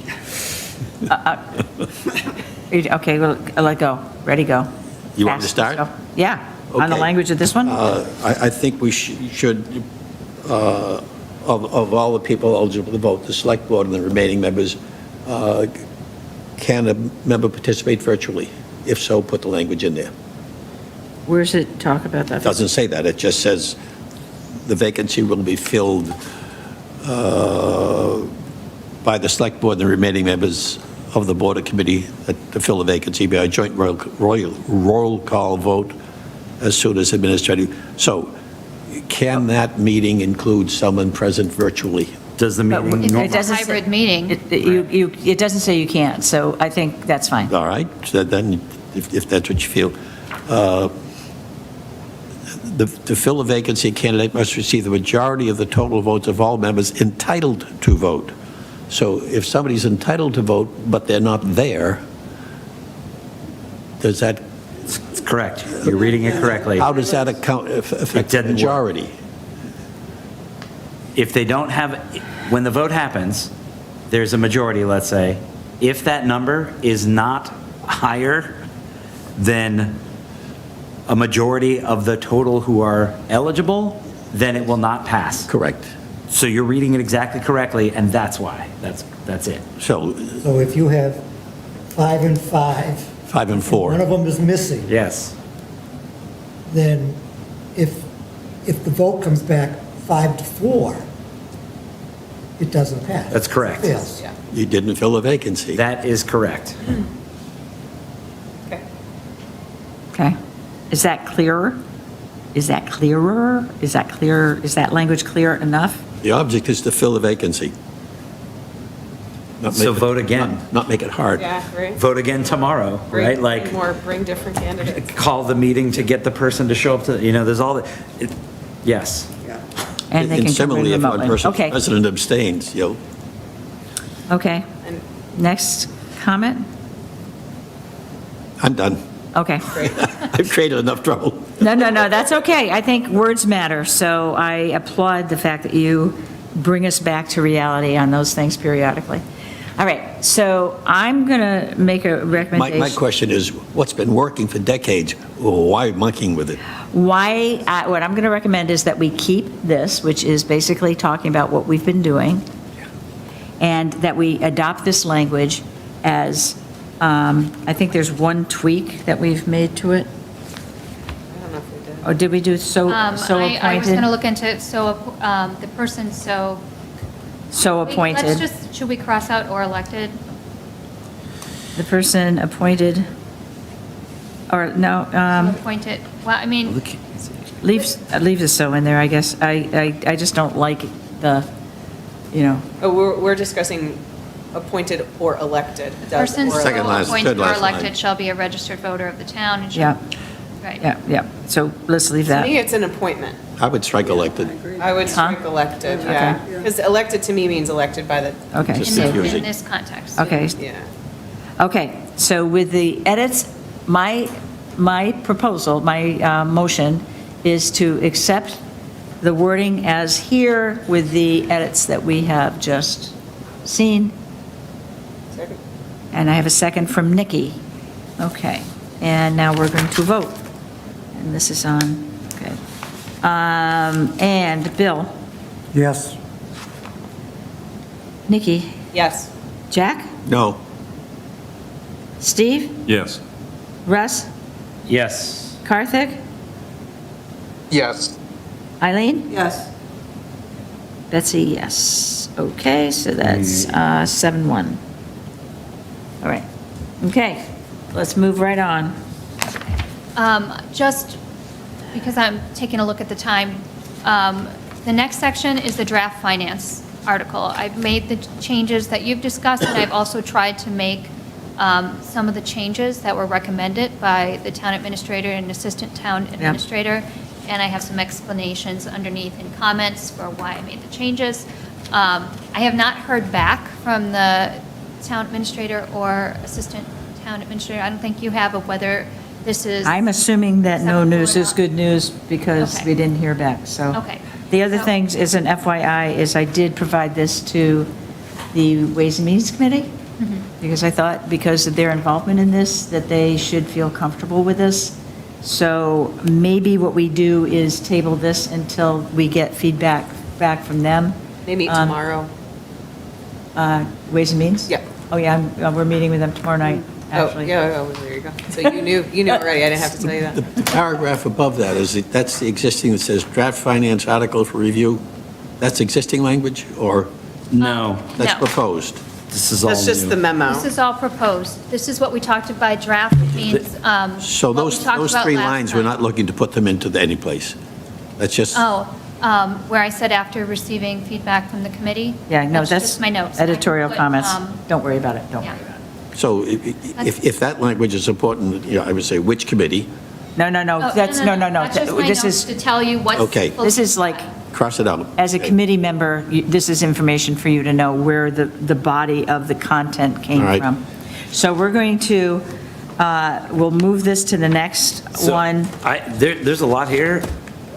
I'm concerned about moving, I mean, I guess, what are you hoping to gain by moving it till the next meeting. I would like to get the input from the Ways and Means Committee on this language. Just so we don't have to discuss it. Okay, and when they give input on that language, Yes. does that mean like that's going to go back to Pat and Pat's going to rework it and then we'll have I another will, version? I will potentially? share it with Pat. I'm hoping there will be very few changes, given the fact that this has been pretty heavily influenced by Patrick, and who's gone through the process with the Ways and Means Committee. So if there is some comments, then we will make sure that we get through them. Because I have all kinds of things here that I highlighted and commented and whatever. And again, I'm not saying I got to do it now, but if we get an updated version, am I then to read through that? The question is whether, if you get comments, should we expect an updated version? And then I would need to reassess But that. here's what I would suggest. If we get comments, I'll ask Pat to incorporate those comments, maybe with highlights or something, so Gotcha, that okay. you don't have to read the whole thing again. You can just look I will, at the don't worry. updated part. So which we're would make it skipping all of lighter. section 5 Can for I now? also make a suggestion? If you have a number of comments, it might be wording, or if it's in physical form, if you give it to the chair could give it to me, and I could have the comments along with. Good idea. Yep. While I rework Okay. it, and if Okay. anyone else wants to. What about things that are obviously meant for discussion? Well, that's whatever. I'll bring that Then you to the can, meeting. bring that up, or. Bring that up. Anything there's question, send it to me. Okay, so. Did we not strike the word ensuing last time? What? Where are you? Where are you? I'm over in section 5-4. And- Did I miss an ensuing? Yeah, didn't we strike ensuing and say upcoming or use some Yes. other word? Yes. Yes. Yeah, yes. so Yep. So she'll do a word search and Take get rid of the ensuing out. last ensuing. That was a readability test. No. Thank you. And down, another note, down in the bottom of that page 3, special accounts, does that include revolving accounts? I'm sorry, I don't know where you are. I'm at 55C3, 55C, oops, we also, the bottom of page 5 in what I printed. we actually, the numbers are off, I have to say. That should be D. Okay, we moved things around. So D3, estimated surplus revenue and free cash at the end of, So it should be D, you're right. shall indicate in separate sections. Sorry, I'm just highlighting this. Okay. So your comment is, how would you have it read? I'm just saying, and they're supposed to report. Does that report include reporting the money in revolving accounts? Because town meeting does want that information and has asked for it. Would you like it to include the money in revolving? This is really, a starting point, if you want to make sure that that's. I'm not saying I want, I'm just asking, is that intended to include? If so, state it. If not, don't. Revolving accounts don't cost us anything. We funded them sometimes. We gave them seed money. Right. But it's money that's collected from, the school lunch program or Yeah. whatever. So it's not budget. But it is, it is a part of the budget Yep. report this year, Yeah, every year. currently, right? Yeah. We authorize the, Yeah, Like the- it's money, and town meeting wants an accounting of it. Would that be the estimated balances in any special accounts established for? what they really do is they authorize the cap on each revolving account. Am I thinking of The that? cap is on how much they can expend in a year, not how much can be in the account. Oh, is that true? Yes. I believe, isn't that it? How much they can expend It without, limits how much money can be spent. Oh, I thought it was the amount in the. So if they collect $10,000, but they're only allowed to spend $5,000, then there's $5,000 left over. No, there's lots of. And that goes money out to in free those cash? revolving accounts. So, We don't need to talk about that, I'm sorry, I was just curious, I'm being a nerd. okay. So, My understanding would be it would be included in any special accounts established for specific purposes, but is there, if that's not clear? They are special accounts established for specific purposes. so they would be covered under that? Special. Yeah. Yeah. Okay, Or so, we could say special or revolving, I suppose if people wanted to be really specific about it. I don't have an opinion about it, though. one of people, especially those of you who are really down in the depths with the financial stuff, I would just If you send- want revolving accounts in there, I would specifically say including revolving Or accounts. such as, or something. Yeah, Yes. okay. Yeah. And maybe send any other comments to me that you have on that, and I can get them to Pat, I don't have any other please. comments to send you, I'm done. Huh? Yeah. You're never done with comments. For now, I just put including Blocking out. revolving accounts at the end. Does that work? That works. Yes. Thank you. Okay, if anybody has any other comments on that, why don't you get it to me before the next meeting so that we can make sure that we have them identified and so that we can talk about them and kind of meet and deal as we go through. Excuse me. Okay. Next. We on recall now? I'm going to, sharing that and pull up the recall information. I'm going to start with, Where are we? I ran out of paper. I'm going to start with a chart of what other communities are doing. Great. When did that come out? Do it either way, but I think it will Yesterday, 2 help. days ago. Okay. so- Yeah. It looks like this. And then this thing came, yes. Okay. You're welcome to share. All right. Why don't you walk us through it while people are finding Can theirs? you maybe that from some time expand? ago? I sure Larger. can. Yeah, I think she sent Hold on. this out today. This out 3 days ago or something. So, Oh, it's on the thing. I There you think go. you all have a basic understanding of what a recall election is. And that is a midterm request to have another election to choose whether to remove an elected official from office. I wanted to go through and tell you what is going on in other communities. And I added a column including the language, at least the language that was in the warrant article in 2024 in the town meeting where the recall vote failed. So that you'd understand, what was raised, so you can think about, well, if we want to do this, do we want to do the same thing or something a little different? And my hope is as we go through this, and I go through this chart, if you have any strong feelings in any way, maybe you can make have some preliminary discussion on if you're leaning towards one way or another. And then when we go through the language, if we get through the language today or the next part, at least I'll know what to make sure is in the language. I have a draft of the language, but it could change depending on what your decisions are. Okay. Okay, let's just start out with who has recall and who doesn't. Of our peer communities, everyone except for Milton has a recall. And Burlington, there was an attempt on a recall in 2024, which did not pass town meeting. The first item that is in any recall deals with when can you recall someone? And in general, there's a buffer at the beginning of a term and an end of the term. Beginning of the term to give people some time to get their feet under them before they're recalled, and to kind of eliminate let's relitigate this election, I don't like who won, let's try to recall them. Burlington had proposed that you cannot file for a recall within the first 3 months of taking office or the last 6 months.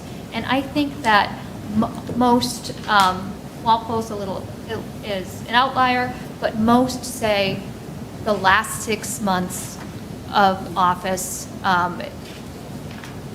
you cannot file a petition for a recall, mostly because there's an election coming up and the time in the process in a special election would be costly during that time. The first kind of leans between 3 months and 6 months. And so that's something you can discuss. I think what you had proposed was at least 3 months after taking office. Many say 6 months in your peer communities. I think 4 of them say 6 months. One says 3 months. So if you have any feelings on that, for the My purposes of- immediate reaction is if we have 6 months at the beginning, 6 months in the end, and we leave the moderator on a one-year term, he can't be recalled. Oh, that's funny. I like that, Jack. Yeah. I personally think 6 months, I mean, it takes a while to get, Yes. like, to know where the restroom is, you know, I mean, it's like one of those things. I think 6 months, it has to be a minimum of 6 months. Many jobs, it takes, Well, you're talking about 3, oh, I'm sorry. At the beginning So of- instead of 3, 6, sorry, Jim. yeah, I'm saying, I think 3 is way too short. I think you need at least 6 months in order to start to get the lay of the land on whatever job you're going to have. So I think it needs Depends to what be we're minimum. recalling people for. Yeah. Exactly, it depends on Yeah. what the recall, are you recalling them because you don't like what they're doing? Or in There's office. something Or bad. did they embezzle money from the town? Right. Right. Or they're in prison.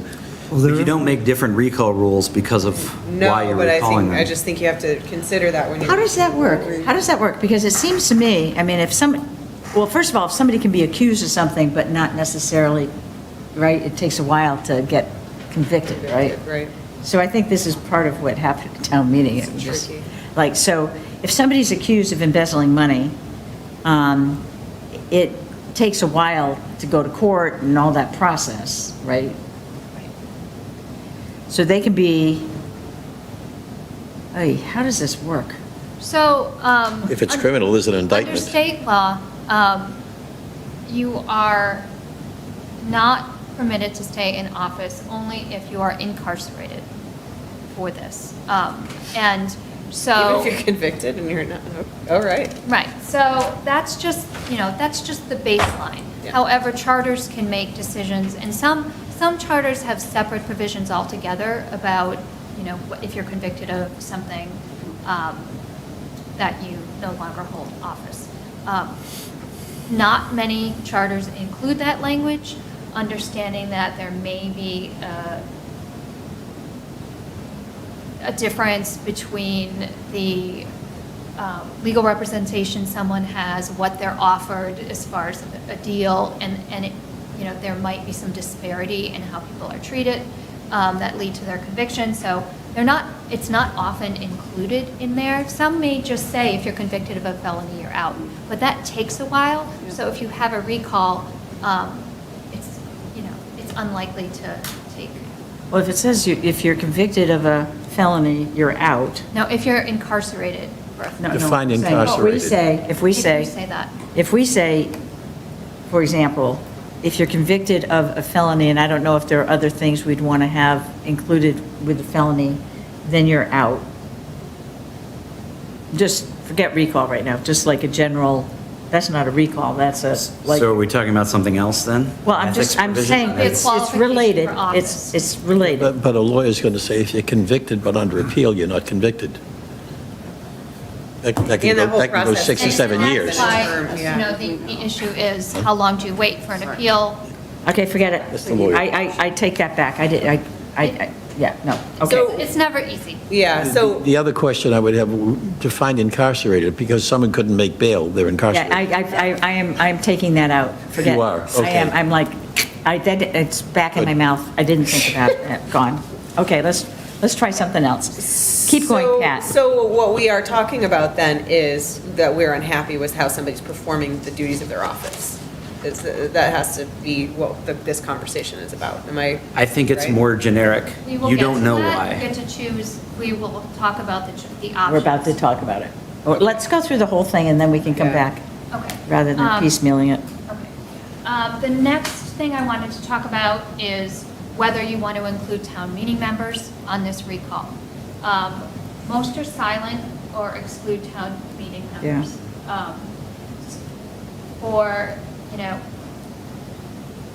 For a variety of reasons.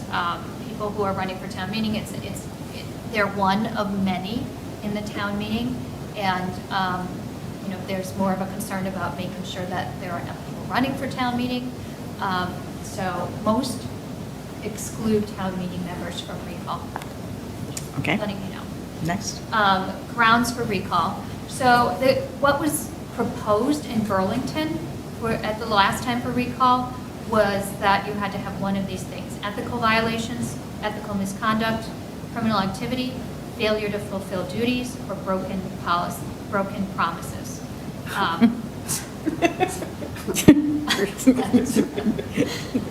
No comment. And yes, no comment. Most of them simply say you must state your grounds. Oh. Reading goes further and says that you have to provide a statement alleging a breach of the officer's sworn responsibilities. And there are pros and cons for this. I mean, it's about, you have other ways of tweaking how often recalls happen, and that is by how many people it takes to provide a recall. You can lay out the specific reasons, but then there can often be a lot of disputes before you even get to the recall on whether you fulfilled the certain terms of the reasons for recall. So most just simply say, you have to state your grounds. It could be, I don't like you.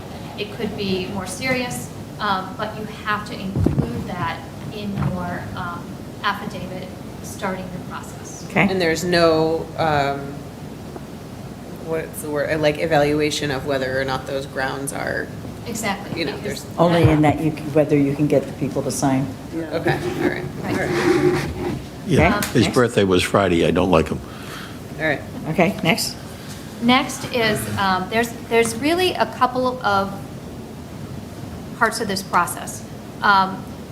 There are two parts. One, how many signatures or how many people does it take to go write this affidavit and start the process, versus the next step of how many total signatures do you need to trigger an election. So what we're talking about right now is how many to initiate the recall. And the suggestion was, Burlington initially proposed was 1% of registered voters. You don't have it on this one, but I think I put on the Yeah, other you language, did. I did the math on some of these. 194. Yeah, so 1% is 194, or about 200. And which is somewhat in the range of what some others have said.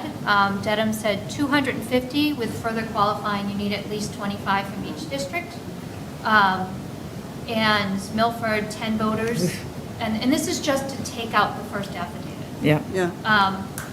Milton is not applicable. Reading has 2%, at least 25 from each precinct.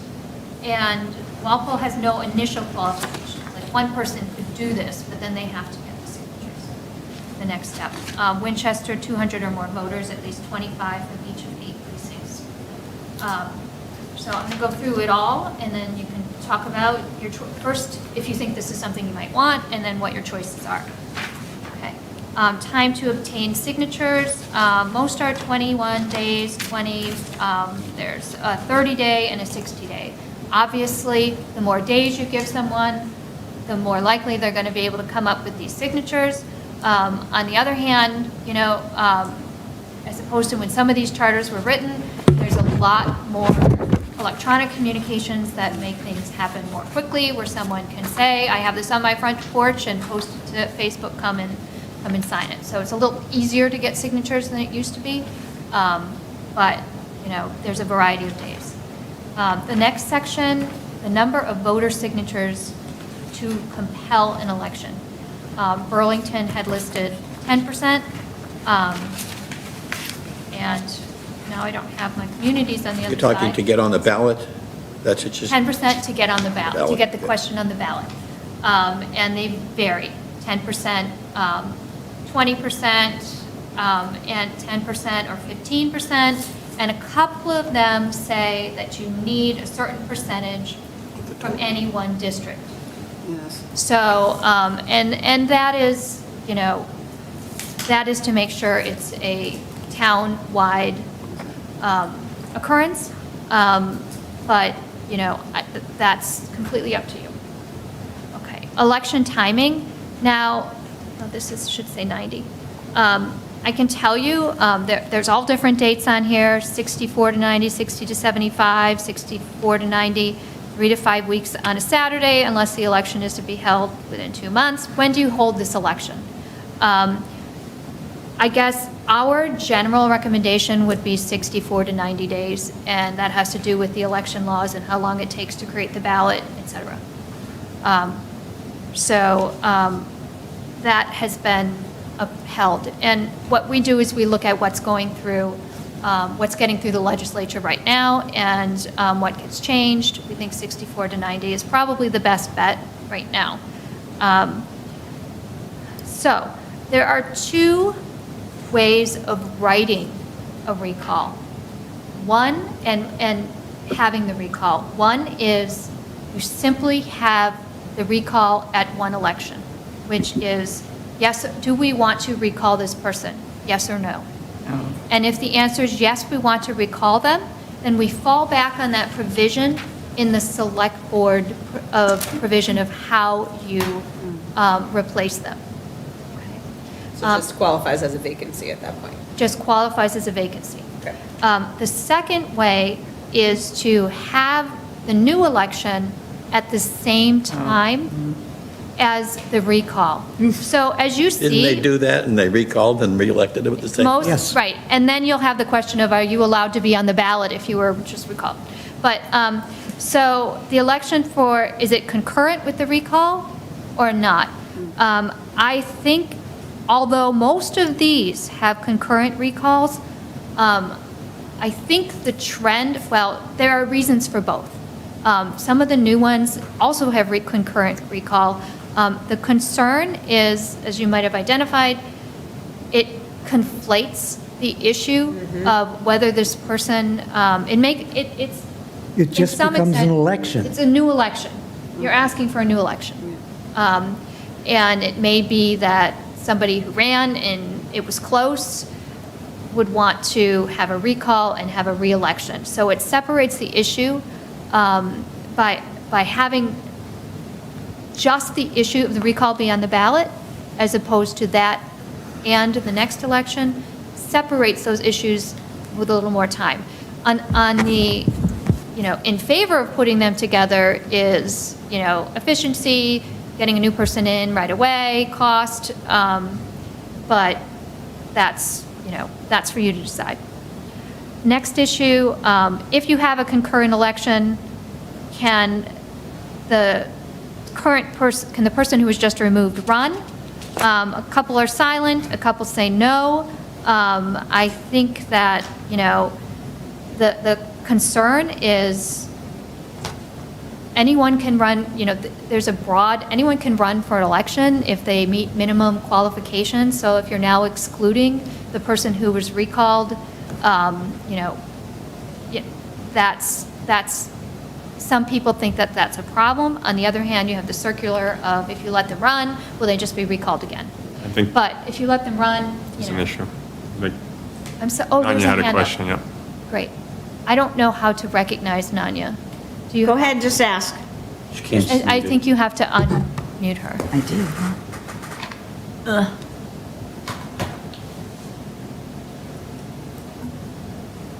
Up there on her name.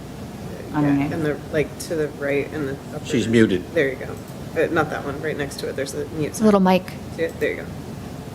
Okay, can you hear me now? Can you Can talk you try now? again? No. I don't think you did it. That should do it. Oh. There you go. Yeah, no, do it again. I'm No, doing, no, There no, you no, go. no, she's there. Stop. No, don't do it. I guess you just have to hover. Yeah, just, No, it's because when you hit that button, you're requesting that she unmute. So you hit the button, she unmuted, and then you hit the button again Okay. as she was already unmuted. So don't do anything now. Okay. She'll unmute herself. Nana, you're Ah, there up. we go. Okay, can you hear me? Yeah, talk loud. Sign out? Yeah, go ahead. Okay.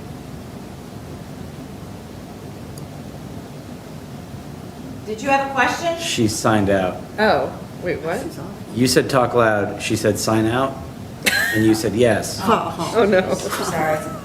No, But that's okay, because it didn't sound like she said sign out. I only processed that after she actually signed out. I didn't understand that. Okay, let's keep going. Okay.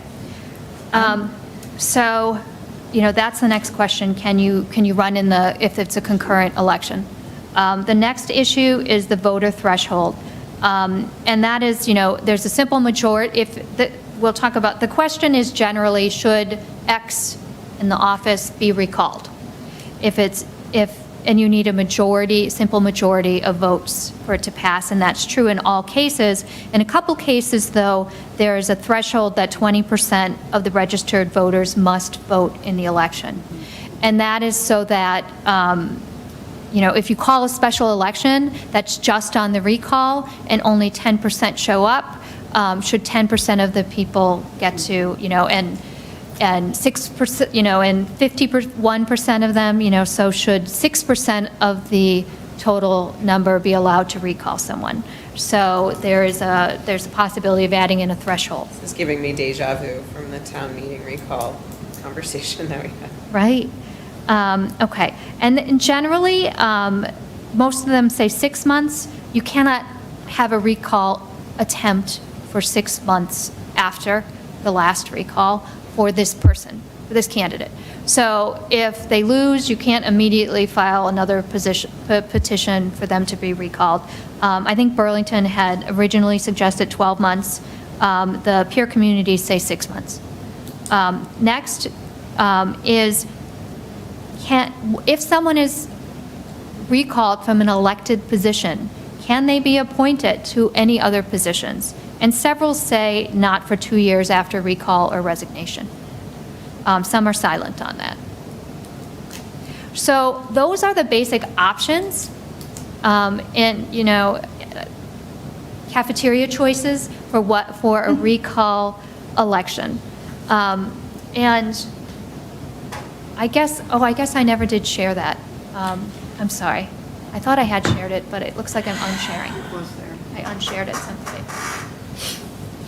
By the way, the vote, I looked that up, it was September 2024, 44 for and 54 against. Oh, so it didn't, So it wasn't a landslide. I thought it was, yeah, wow. So Can you say that again? Before it was The 4 votes, it was 44 for it, for and 54 against. Okay. Yeah. So, it's closer than I thought. Yeah. Well, and I'm going to editorialize a tiny bit and say, I'm going to try not to step on toes. It wasn't well argued or well articulated on the floor. And I think that there were some buttons pushed in the explanation of why. And I think that that resulted in a negative vote that may otherwise have been positive. That's all I will say, I guess. Okay. So maybe the thing to do is see if we can reach consensus on each of these points, all right? And I think if we can do it even by raising hands, we're not really voting on it, we'll vote at the end. So we'll go through each one of these things, and then just raise your hand on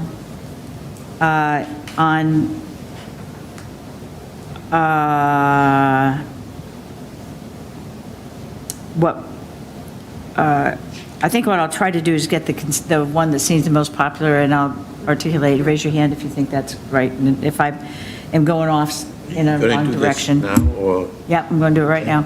I just want to see how much of a consensus we actually have. Yeah. Now, okay. Could somebody watch, Karthik, I can't see you. I don't know if he's here still. Are you there? No. You gone? Oh, too bad. I missed him. Okay, so let's start with when. I'm going to propose more than 6 months after taking office. I'll agree with That's- that. Wait a minute, That's- is that's- that? that's Reading. not- That's 6 and 6? Is that there's what two you're saying? numbers, yeah, the beginning and the ending of the, If you look at Reading, it says at least 6 months after taking office. Oh, okay. Yeah, but- So you're not talking about the time amount before? I could. Like at I the end could. of the term? Do we care about the end of the term? the reason for the end of the term, and I'll have to, I thought Reading was 6 months at the end of the term, but I'll just have to look up whether that got cut off, or if I'm, if their term is expiring, why are you going to go through the cost? Okay, so you say more than 6 months from at least 6 months after taking office, and 6 months, and 3 months, what's the right number? From, I'm going to, 6 and 6? yeah, I'm going to ask, some situations may call for some action sooner than 6 months. It depends upon the seriousness of the situation. So do we want to lock ourselves in? How about, I think that everybody Can I propose does. this? State the minimum amount of time before you think this should be possible. Okay, Say a number. 3 months. Say a number. 3. 3. 3. 6. Oh, I mean, feel free. But. 3. 6. Okay, so that's at least Okay, something. okay, so we have, okay, we're doing 3. Okay, number of months before the end of the term. I think 6 is a good one for that, for the reason. Okay, Jack? 6. 6. Eileen? Same. Okay, everybody 6, okay, good. So that was, to be clear, that was 6, 3 before, 6 after. Yeah, just, more than, it's actually the first choice, right? More than 6 months remaining, at least 3 months after taking office. That's what we proposed. That's what we're proposing. I would just articulate it confirming. No, I backwards. was just saying but- that was what was proposed at the town meeting floor as well. Like, that's Oh, what. you're right. That's Okay, but in let's fact, do that it is the other way around. Okay. Does it include town meeting members? Yes or no? Oh, Eileen? no, to Pat's point about there are 18. Yeah, okay. Russ? Okay, sorry. Yes or no? Silent. No. I think we have No. to articulate it. Yes. No. Okay. So we have consensus there. so Okay. Sorry, what's the clarity? The clarity is it does exclude, Yeah, excludes town meeting. Grounds for recall. I'm going to throw out the simply state grounds, no limits. Here, here. Okay, Jack? So, could be anything. flesh that out a little more. I'm not sure what I'm voting I on. think that's what Pat look at the was, table and there's the grounds for recall and there's Oh, these. do we want to list grounds? no. No. No, we don't. But whoever files for the recall has got to state what the grounds are. And the grounds can be just. Whatever. Correct. Yes. Yeah. It could be because tacos. Simply state the You grounds. got to state the grounds in an affidavit? Yep. Yes. Okay, so that's what the proposal on the table is. Simply state the grounds, no limits. Yes or no? If they have to do it in an affidavit, yes. Okay. Yes. Yes. Russ? Simply state grounds, no limits. Yes, right, that's, okay, so that's a yes. Yes? Yes? Yes. No. No, okay. Voter signatures to initiate recall. 2% for us is 387. I know you're trying to move things along, but as part of the interest of understanding why folks might feel differently, and maybe they would change my mind because maybe I would feel it. What I'm trying to do here is just get enough of a thing so Pat can, like, take the language. Right, but then we're just going to move that discussion to when the language Okay, is there, right? then- So like, okay. I'm curious, Why did Bill say no? right, why about- did Bill say no? That's what Okay, I'm curious. why'd you say What's your no, Bill? feelings? What are you thinking? Well, if you look at some of the things that were in the proposed Yep. for Burlington, broken promises, really? I have no. Well, Well, right, but the You have to thing get that, the that- signatures, though. Failure to fulfill duties. but wait, I'm confused. So your argument, the question that was asked when we were to say yes or no was, the statement would be simply, roughly, would be simply state grounds, there's no limits. You feel like there should be limits. I think there should be limits. What kinds of, I mean, you don't know, but something?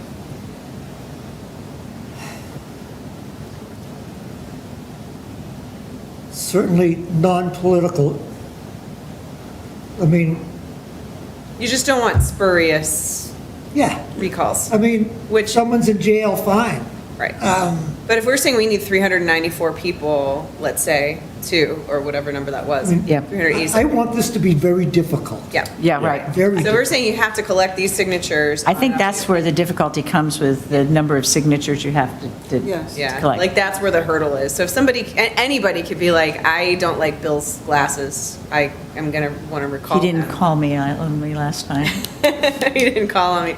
Right, but then saying, in an affidavit, as to Jack's point, saying that and then saying, okay, now sign this, that you agree with me that Bill's glasses suck, and so therefore, I like your glasses, by the way. But therefore, he should be recalled. That's where the hurdle is, right? You're right. That's why, because otherwise you're litigating why, Yeah, I understand the mean? difficulty of it. Yeah. I mean, I don't like recall petitions. Just so you'll know, I don't like them. all right. Thank you for exercising your view. Okay, so I'm going to give a percentage out there. I mean, we may vote down this whole recall thing, but let's just get something we can. So I'm going to propose the 2%, at least 25 from each precinct. 25, okay. This So is the let's do the voters- math here. And also to be clear, this is to initiate the process of a recall. Yes. This is not Right, that's. the vote or anything like that. That's This is- 175 Yes. to people that have to be accounted for in each precinct, plus another 200 people that If- can be at any precinct. I back of the napkin, 18,000 voters, we're more than that now. Yeah, That's it's fine. right here. Yeah. She's got Yeah, it, the math's So right here. Did you do 2% too? It's on here. Great.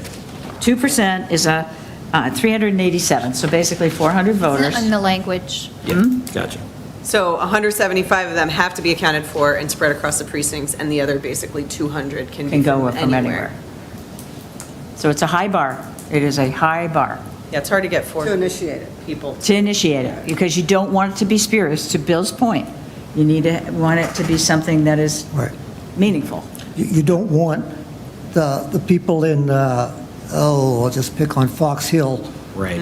to be mad about something and, Right. get 200 signatures walking down just one street. Exactly. I agree.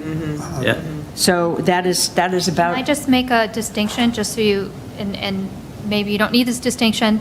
The fact that whoever is initiating the recall has to sign the affidavit is different than when you just have to sign the petition saying, I want an election over Right, this. right. So it's, But it's so that's still- why it's, that's what you're saying at this point, that this number of people have to kind of sign an affidavit saying these are the grounds.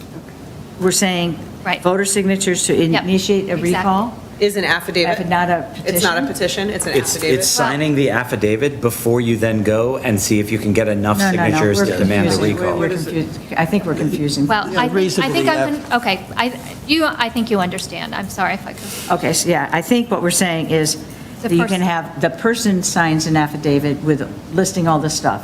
Then the person has to go get, let's say, 200 signatures, 400 signatures, 25 from each precinct. Minimum of 25. Minimum of 25 from To each start the precinct. process, To start the process, that's what we're saying, To- Right. okay?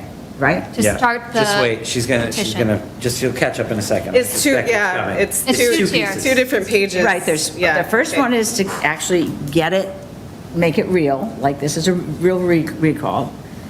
Okay, and then how many days to get signatures? I would say 30 days at the most, because you don't want this like dragging the whole town down. You want it, but you need to be reasonable. I would go with 20, but I don't know. I worry about letting these things fester for too long. Are you clarifying the process, or are you moving ahead to the next number? Because I want to make sure that we're all understanding. There's like, step one, Right. affidavit listing the complaint. Step two, getting signatures on the affidavit Right. to even say this is To going to initiate, happen, yeah. right? Correct. Step three is there's another collection of signatures. No, this is this. Okay, so this- you're saying the days to get the initiating signatures. The initiator, let me read you the language. Yes, exactly. And we use almost identical language in any recall because it's been, vetted by the legislature. Okay. At least 200, I threw the term 200 in there. Yep. At least 200 voters of the town may file with the clerk an affidavit. Yeah, So the first people are filing the affidavit, okay, containing the name of the elected officer, whose recall being sought, along with a statement on the grounds for removal. okay. So the first people who are signing are saying, are backing, these Those are the grounds. grounds for Yeah, right, removal. exactly. At the next stage, where we're getting additional signatures, people might just say, I'll sign that because I think everything should go to an election on this issue. So Right. they don't have to say, here are my grounds for signing this. And to get those signatures, you've got X number of days. Correct, the second stage. Okay. The days start after the affidavit is put in, Or Yes, after the- because. The date of the given filing- in, and then filing, it starts when the clerk gives you the petitions to Papers. go out. Yep. The clerk has a few days to verify, has some time to verify that whoever's signing this is actually a registered voter, all these people signing, so it's days from when they get the petitions to sign. Okay, so it's like, if we had a flow chart, Yes, exactly. Had a flow chart. So flow chart is, somebody has this affidavit for recall. That's issue number one. One person or 200, like, Well, first, one person comes up with it, right? Then they've got to get 200 or whatever number we decide on to sign on to that affidavit, Okay. right? And they have 20 days After that affidavit is filed. after the affidavit is filed. After the After the clerk town gives clerk them gives the them paperwork. the Right. paperwork. So there's to like get a halt here. more signatures. Yes. And they can have. Let's call this period the petitioning phase, because it's the recall petition. Yeah, I think it's petition phase, that's very, yeah. Because I think it needs to be clearly outlined. I like that idea of calling it petition phase, which is another, let's say, 20 or 30 days, whatever it is we come up with. And then, how many voters need to sign that? Yes. And so, So I mean- the question now is, if we're saying, in order to initiate the recall, Yes. is it 2% and 25? I think we kind of all said yes. Okay, and how many days? I'm throwing out, Wait, I'm seeing a scowl. I'm just, no, that's fine. you're good? Okay. Okay. It's just a general scowl? It's just, Steve's resting I just scowl. want to figure out, Steve. That would I be like me. it. Oh, sorry, that was your brain. Okay, and then the time to obtain signatures, now we're into the petition Yes. phase. How much time to get signatures? get how many signatures to get on the ballot? Yeah, Well, that's- can we flip-flop those? Because I think it depend, I don't know. I feel like 21 days to get, let's call it 4,000 signatures, feels like not a lot of days to Okay. get a lot of signatures. Okay, so we can flip-flop them. Is that okay? Let's do, yeah, let's talk Decide about the number voters. first. If we go with the, okay, hold on. Just so you understand, this is an art, not a science. Yeah. And Yeah, there's right. probably only maybe 5, like a handful of recalls across the whole state every year. So it should be, our standard, our art of, standard is it should be difficult but not impossible. So often, there's a lower standard for the initial paperwork. Yeah. And then a much higher standard for the getting it on the ballot. For the petition. The only thing that I worry about, and that came up at town meeting, is once this thing starts, somebody's reputation is sullied. And so to make it as onerous as possible just to even get the thing on the ballot, to me, is appropriate.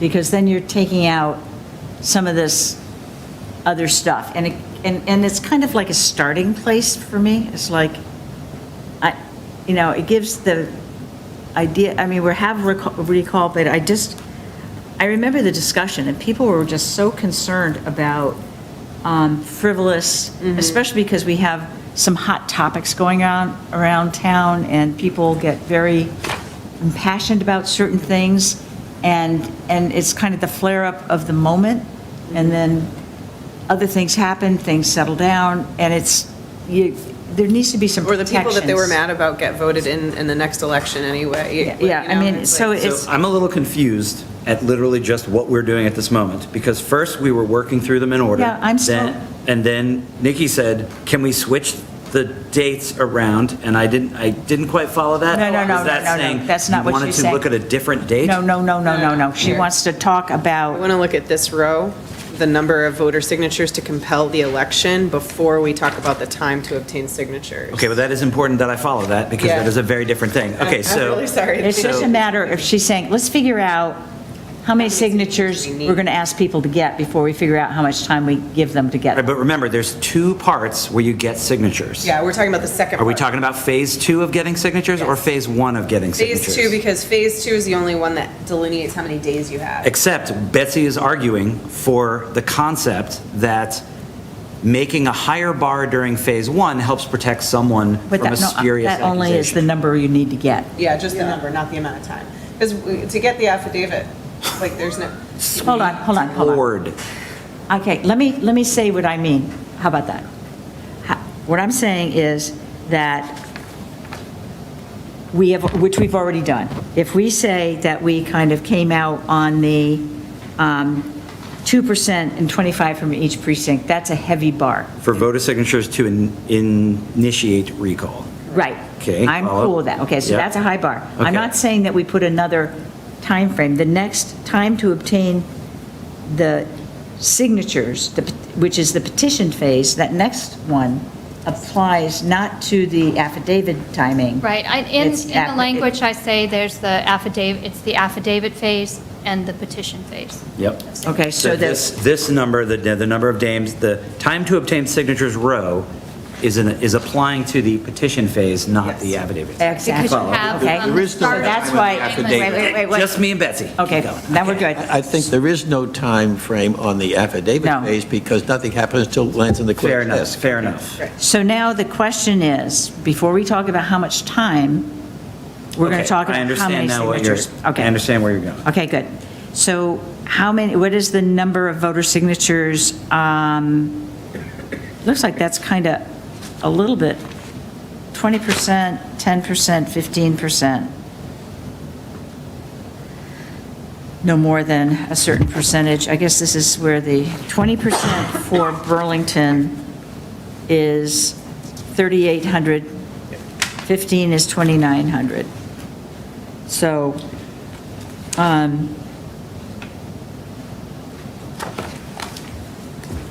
And for reference, I went and I looked at the last elections again, because I knew this would come up. So just considering voter turnout, now I know this is different, this is people signing up, but just to get a sense of how much that is, during the last two presidential elections, we had 74% and 87% turnout. For state elections, it was like 61, 69. For state primary elections, probably doesn't matter for this, but 16 and 23%. For the last town elections, going from 2025, 24, 23, it was 18%, 22%, 15%. And then the town, I skipped a bunch.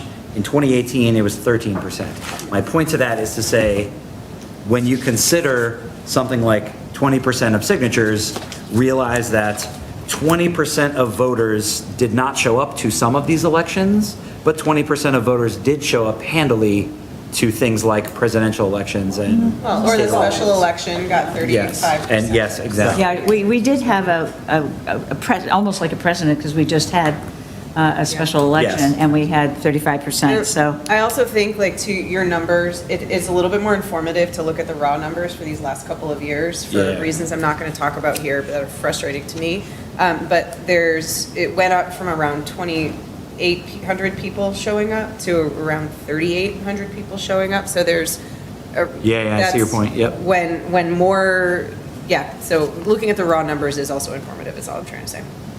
Okay, so the number of voters.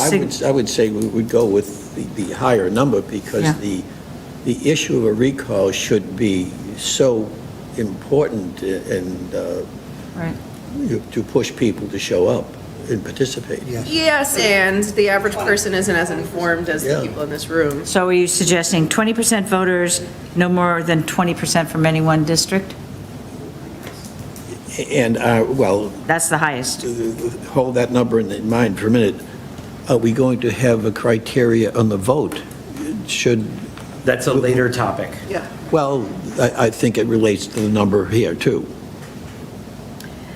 I think, so the question, the number of signatures to compel an election is what we're talking about. Yeah. So if we say 20% of the voters, that is like 30, huh? 3,800. Something like that. 3,800, and no more than 20% from any one district or precinct. They have to sign the petition. What's that second number, no more than 20%? 20% from any one precinct. 20% of the 20%?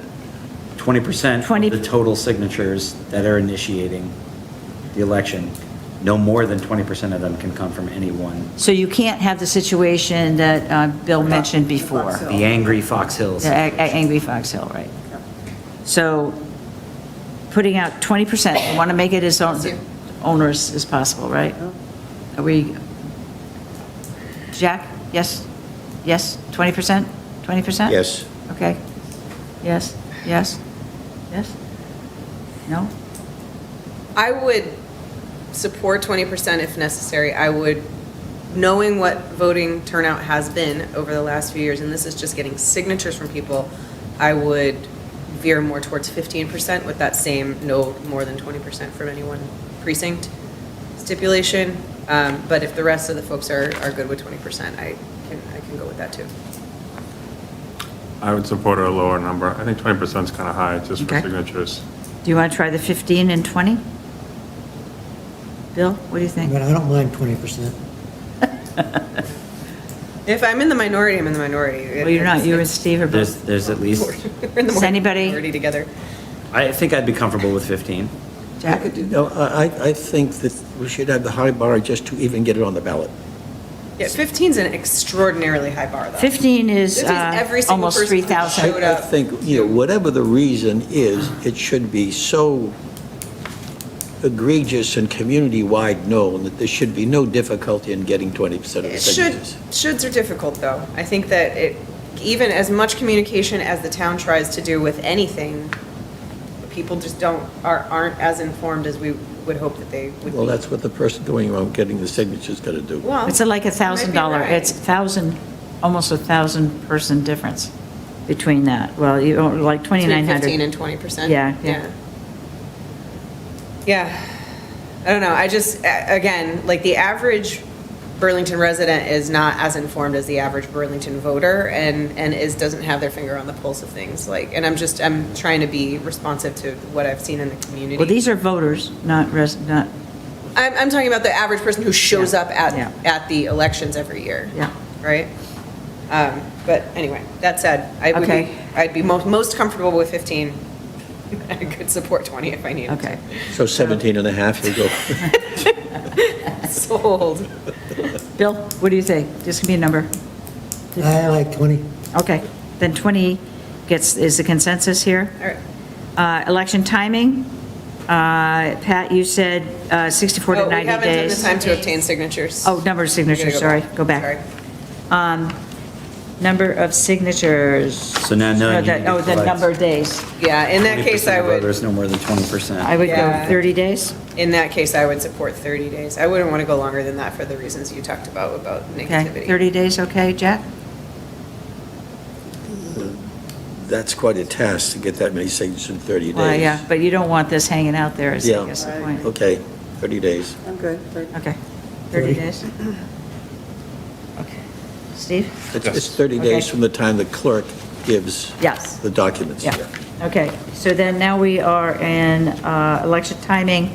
As Pat said, 64 to 90 because of the election law really That's what we drives that. recommend, yeah. Anybody? Fine with me. Okay. What's the All right. question now? How about that election of the new official concurrent with the recall? Nope. No. I'm a firm no on that one. I'm a firm no, too. Okay, so that's a no. Yeah. You didn't even give me a chance to vote. I thought you said no. Did you not say no? Well, there's already 5 people said no, Jack. But I would like to, I thought you said no. What's the question I didn't get to vote on? Can the person who is, For the new official Oh, concurrent. Can that person, so sorry, no, is the election for the official, for the replacement? can there be an concurrent? election for the office or just only the recall? Only for, Can the It's two questions. election for the person who's going to take the place of the person that you're recalling be at the same time as the recall vote? I would say yes, Oh, okay. because of the cost to the town.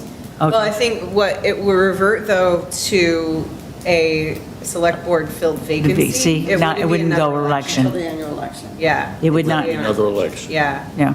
so that's why I would support Okay. it. Okay, so you're no. Okay, Yep. good. We're all in violent agreement. Good. Can the subject run in a concurrent election? It's not applicable. No, that's NA, because we just did Oh, that. because we're not, okay. And then vote threshold, majority votes.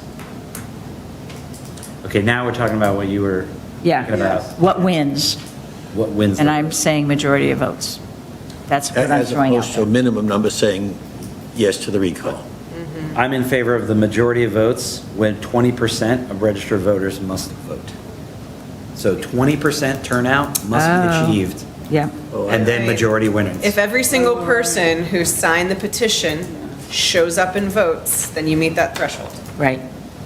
And then, obviously, hopefully, there would be More. So it's majority and 20% of registered voters must vote, is what you're proposing, As Russ. opposed to 20% must vote to recall. This is like, as opposed to a majority. So let's I see what say, you're saying. let's say if we only had 500 people show up to vote, and 400 of the 500 voted against the recall, or Nope. just voted for the recall. Doesn't Then matter. If it's majority, then the person would be recalled. If it's 20% of registered voters must vote, then they would not be, because you didn't have sufficient number of voters to vote. Wasn't there one criteria in one of the scenarios where the number of people voting for the recall must constitute a certain percentage That of the was registered voters? for the town meeting referendum. Yeah, that was for the referendum Yeah. thing. That's not, I'm not applying that same Okay. to this. So Hopefully. So what I majority think, vote as long as 20% of the voters show up. yeah, Pat, I'm surprised that it's the other towns, you know, the majority, and not some restriction or qualifier like 20%. Some do. 2 of them have a Yeah, I know, qualifier. but Oh, three of them. I'm just surprised that, I mean, that's, Well, and this is just these peer communities, and Yeah. it's different all over the state. yeah, fair enough.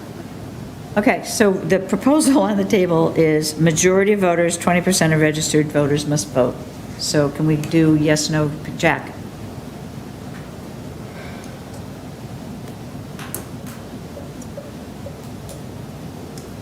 I'd like to make it harder. That's hard. I think this is pretty hard.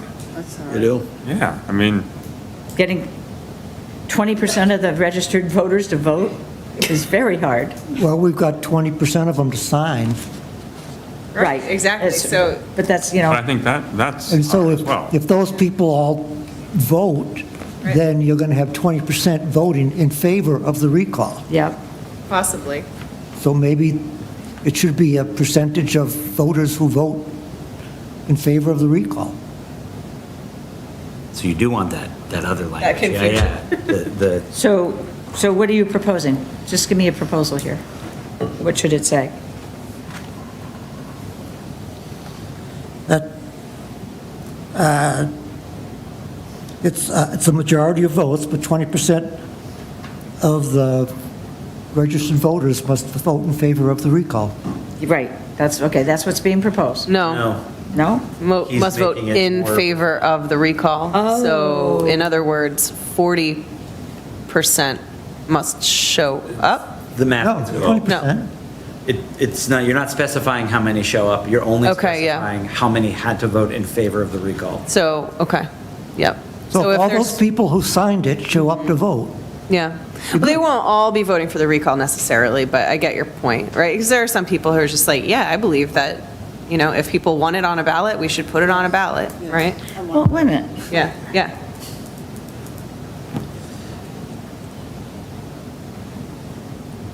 So you say 20% of the voters must vote, wait a minute, it doesn't make any sense. In favor of the recall, well, that's what the majority vote. No, it's just like what he's proposing is the same situation that we have for referendum, which is when the votes are cast, you count them.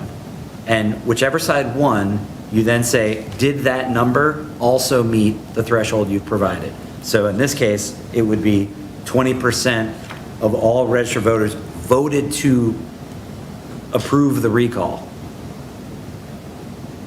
which is a higher bar to hit than simply 20% of voters showed up and voted one way or the other. Right, so if 40%, hold on, I'm trying to do math. So it wouldn't say majority of votes.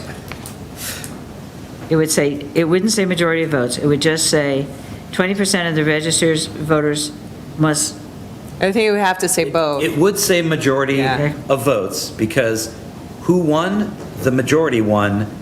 When does the election valid? As long as the winner also was 20% of all registered voters. So if 30% show As long up, as the number in favor trying to of do it. recall is. Sorry, yes, sorry. I read the thing, I'm dumb. You're 100% correct, I misspoke entirely. so if 30% of people show up, Yeah. and 16% of people say, yes, recall, the election is not valid even though the majority got through because not 20% of people said. So enough people showed up, but not enough people voted in favor of the recall to make the recall valid, which is, Even though it was a majority. Yeah. So that, see, I can do it. you did it. You did it, it was better. That was better, I admit, it was better. Well, that makes it pretty onerous, that's for darn sure. It's a lot. It does. I feel like Is that too much? this, we're sort of going, maybe this is rehashing the old discussions of like, how frustrating or confusing or strange will it be when people see a recall, they show up to vote, the yeses win, but then it doesn't happen Right. Yeah. because of the clause? That's going to be just madness. So if you feel strongly, my opinion would be, if you want to raise the bar, then just raise The the bar. I would- the I agree bottom with bar of, forget the winners have to be X amount, just make it more than 20%, make it 30% of registered voters show up to vote. You know, just raise that bar, because then at least you're saying the election is simple for people to understand, but it is also ensuring that it represents a lot of the populace. I would agree. I would rather So for raise the- it to 25% or something like that and leave it, and the majority wins. I mean, it just, Yeah. otherwise, it's, you're I can go with funky. that, as long as the turnout is sufficient. You know, what did we get for the turnout for the school bond? 36. 36, yeah. Yeah. But you've already got 20% who signed the petition. Right. So in Some people in will sign theory, anything. show up. Well, they will, Yeah. Even, but you have 20% of the registered voters who said, yes, I want this already. That's, Yes, I want it on the ballot. That doesn't say, yes, I want the recall. so, Well- even if your point, he's debating because that they're two different things, but let's say for the sake of argument that we're following your train of logic, okay, so 20% of the people said, yes, I vote, I want to have this recall, and then they show up and they vote, and they have the recall. Yes. So sounds like you have raised a concern that 20% of registered voters being present in the election So is theoretically. not a high enough bar. I'm saying that the bar for getting it on the ballot, well, the bar to having it pass should not be lower than the bar that was set to get it on the ballot. That's what I'm saying.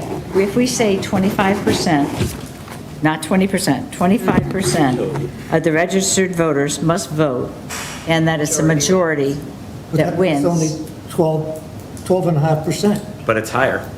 No, it's not. Oh, I see, because if they voted even, We 50-50. said 20%. Oh, I see what you mean. 20% have already said, 40% of people to show up. That's right. Okay, now you go back to Jack's argument of the agreement for someone to say this is worth voting on is different than how they actually cast their vote. Yeah. So it's not apples to apples. So what it's not. I hear Bill saying is if 25% of the people show up to vote and 21% vote to recall, it passed. But if 19% showed up to recall, showed up and voted to recall, it didn't pass. yeah. Yeah. Yeah, I feel like we are like trying to, I mean, we want to make it onerous, but we want it to make it like, if there's a really bad situation, we want to make it like attainable, and we want to make sure it's understandable. Like, I don't like All right, hidden so put- clauses, you know, like, there's like, yeah, well, it did, but then there was this clause over here that said. All right, that so it I didn't. like the idea of the people from whichever side they are getting their vote out. So raise the minimum turnout. Of registered voters, the percentage of registered voters. So we go above, I mean, I threw out 25%, I don't know what the rate was. Well, we got 35% of the bond, on the school bond. We got 35% on the school board. High So school. Okay. I don't think 30% would be unreasonable under those circumstances. Okay, so let's If use, if the reason for the recall has any validity and it's something terribly egregious that the person did or didn't do, that would be attainable, because we've done it before, yes, that's, when there's passion in the community. yes. So if we say 30% of registered voters must vote, and then it's a majority there. Can we live with that in terms of writing it into this? Bill? Yes, yeah. I'd vote no. Okay, well, you're allowed. Okay. Steve? Yes. Okay. All right, so we got that. I think I'm taking body language from everybody else, okay. Then the. So close. The repeat recalls. I think, how about we say no repeat recalls for at least 6 months? Which is what everybody else is doing? No repeat of a No failed repeat recall. recalls, period. No recall for the rest of the term. Okay? How many times do you want to go through this? Yeah. If we're right. so egregious, What, No repeat for the remainder of the term. How about that? Yeah. you know, how many bites at the apple do you want to except what if someone does more bad behavior or does something that warrants them, there's some situation where it warrants them getting recalled again? Well, Why would we okay. limit ourselves? So there's effectively, for most terms, there's effectively 2 years during which somebody could be recalled, because the first 6 months and the last 6 months are off First, limits anyway. I think we voted 3. Oh, okay, all right, so a little over 2 years. Yeah. So the amount of time that a recall is going to take, to have that happen 2 times in a term, Yeah, unlikely. I feel like it's pretty unlikely. But if you've given someone immunity for a second recall, you've given them carte blanche, to do Right, whatever the hell they exactly. want. Well, I agree, it's unlikely. Cool, Okay. then it won't happen, so we don't have to Okay. worry about it. But why would I write language limiting us? But also, with the recall, this person is only one of a board. He's only one of the select board. There's still 4 other people. Yeah. Or one on the planning board. There's still 6 other people. It's not like this one person is running the show. He's one out of a group. Yeah. He's not a majority. I mean, he's, The people want someone out that failed. Then they vote them out. What if they on the want next term. them out again? But the person is sitting on the board and saying these awful, terrible things and just Right. messing up the process that's the chair's. and discrediting that entire board. I mean, for Do the, you really want them sitting there? for the Well- record, I'm cool with a 6-month cool down, for sure. But the notion of limiting it to say never again, that feels. Well, what wise. Burlington initially did said no repeat recalls for 12 months. 12 months. They said for similar grounds, but I think you just say 12 months. Yeah, and the similar grounds is what throws me, because I'm like, why then get into the minutia of? Right. Yeah, exactly. So I think, I can go with, okay, so no repeat recalls, 12 months. And then the last, can subject be appointed to other positions? So for 12 months after that recall failed? Is that what you're saying? No repeat recalls for 12 months, right? After the recall failed? Yeah, yeah. Okay. And then can subject be appointed to other positions? Silent, and then we've got not for 2 years after recall or resignation. I like that, Yeah, me too. mostly because it prevents, I don't know, some weird malfeasance from somebody appointing them and getting around the will of the people. Now, granted, it could be some other position, which is different, but I don't know. No, if we don't want Okay. somebody representing our If they're town. bad, they're bad. Right, if you got this right. far, there was a good reason. Yeah, okay, so we'll go with not for 2 years, everybody? Yeah. I can live I with like that. that. Okay. Pat, do you have what you need to? Yes, I can update the language. And And- if anybody reads this language and has questions, just forward it to the chair, and she can let me know. and But you're about to change it with this Yeah, but stuff she's just in going to there. change it with this stuff, but there might be general I got it. language tweaks, as there generally are. Okay, guys, this has been, I know, a marathon, but we got through a lot, and we needed to get through a lot. Just a comment, we are going to need, I think, a special meeting, an additional meeting. probably, because we're almost, the next meeting is the end of July, and then we're in August. And I'm thinking maybe in the first week of August, that because I know we're every other week, but I think given the timing of finalizing some of this stuff, I feel like we need to have a meeting in the first week of August. And I don't know if we want to try to do that, have people look at their calendars We now. are meeting on the 28th, is what you're saying. The 28th, our next meeting's on the 28th. If, it'd be nice to do it next week, but I don't see that happening, so I'm thinking we're going out another week, or we can maybe try to meet twice the week of the 28th, but I think probably that's asking a little much from everybody. So if we go into the week of the 3, 4, 5, 6, that week, August 1st, and the Tuesday there is the 4th, is that doable for people? Say that again. August 4th. Yes? Yes? I'm okay with that. Yes, okay.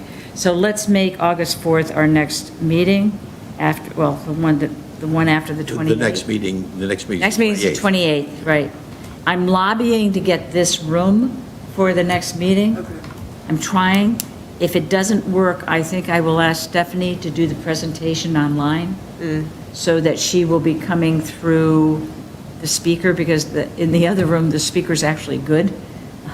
And we can see her and hear, but that way people can hear who are online. You see my rationale there? Yeah. But I'm going to try to get this room. And if it's here, she'll come here. Okay, August 4th, next meeting, after the 28th. And Do we on the know if 28th, anything are we else is just already doing scheduled for this survey? one? No, we're going to do, the first hour will be the survey. The second hour will be following up on the financial procedures and the recall. Well, that means you have to trim all your preliminary stuff down to 0 minutes. It means, yes, and recall, and we need to have,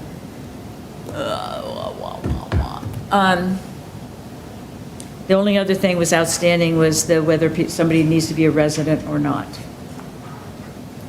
on the boards or committees. And maybe we'll move that one to the meeting on the 4th, Yeah. because I don't think that'll be long, but, I'm going to say yes, they have to be a resident to get on the board. well, I'm thinking that's a short discussion. Save it. Save it, buddy. I concur. I'm just I trying don't- to influence you at Huh? this point. Said I concur, but I'll save my Yeah, I mean, I think. commentary. This came up in one place, and it, quite frankly, did not have universal support on the commission of which it came up on. So, but I promised that I would at least give it a hearing here. So I think it might be a short discussion, but I want to make sure so we'll do that on the August 4th, we'll do the residency requirement. That's the camel's nose under the edge of the dent. But if we can. The camel's all over. Pat, if we can have the documentation to support that discussion, that I can send that out maybe before the meeting on the 28th, I'd really appreciate it, so everybody will be well prepared for that discussion. And if for some reason we get out early, that's fine too. Okay. So there will be, after the August 4th, there will be, how many more meetings than we're done? 2?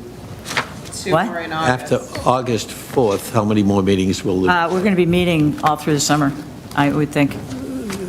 I don't think we're going to All be through done. The summer ends August 31st, last I knew, but, Yeah, well, I mean, I think we're going to have our normal August meeting on the date, so after August 4th, you're anticipating 2 more meetings? if we don't have to do another special meeting, yes.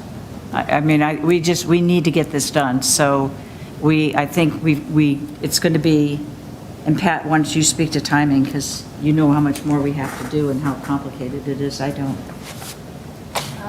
Yeah, and I think that, yes, we will absolutely be needing all those meetings in August.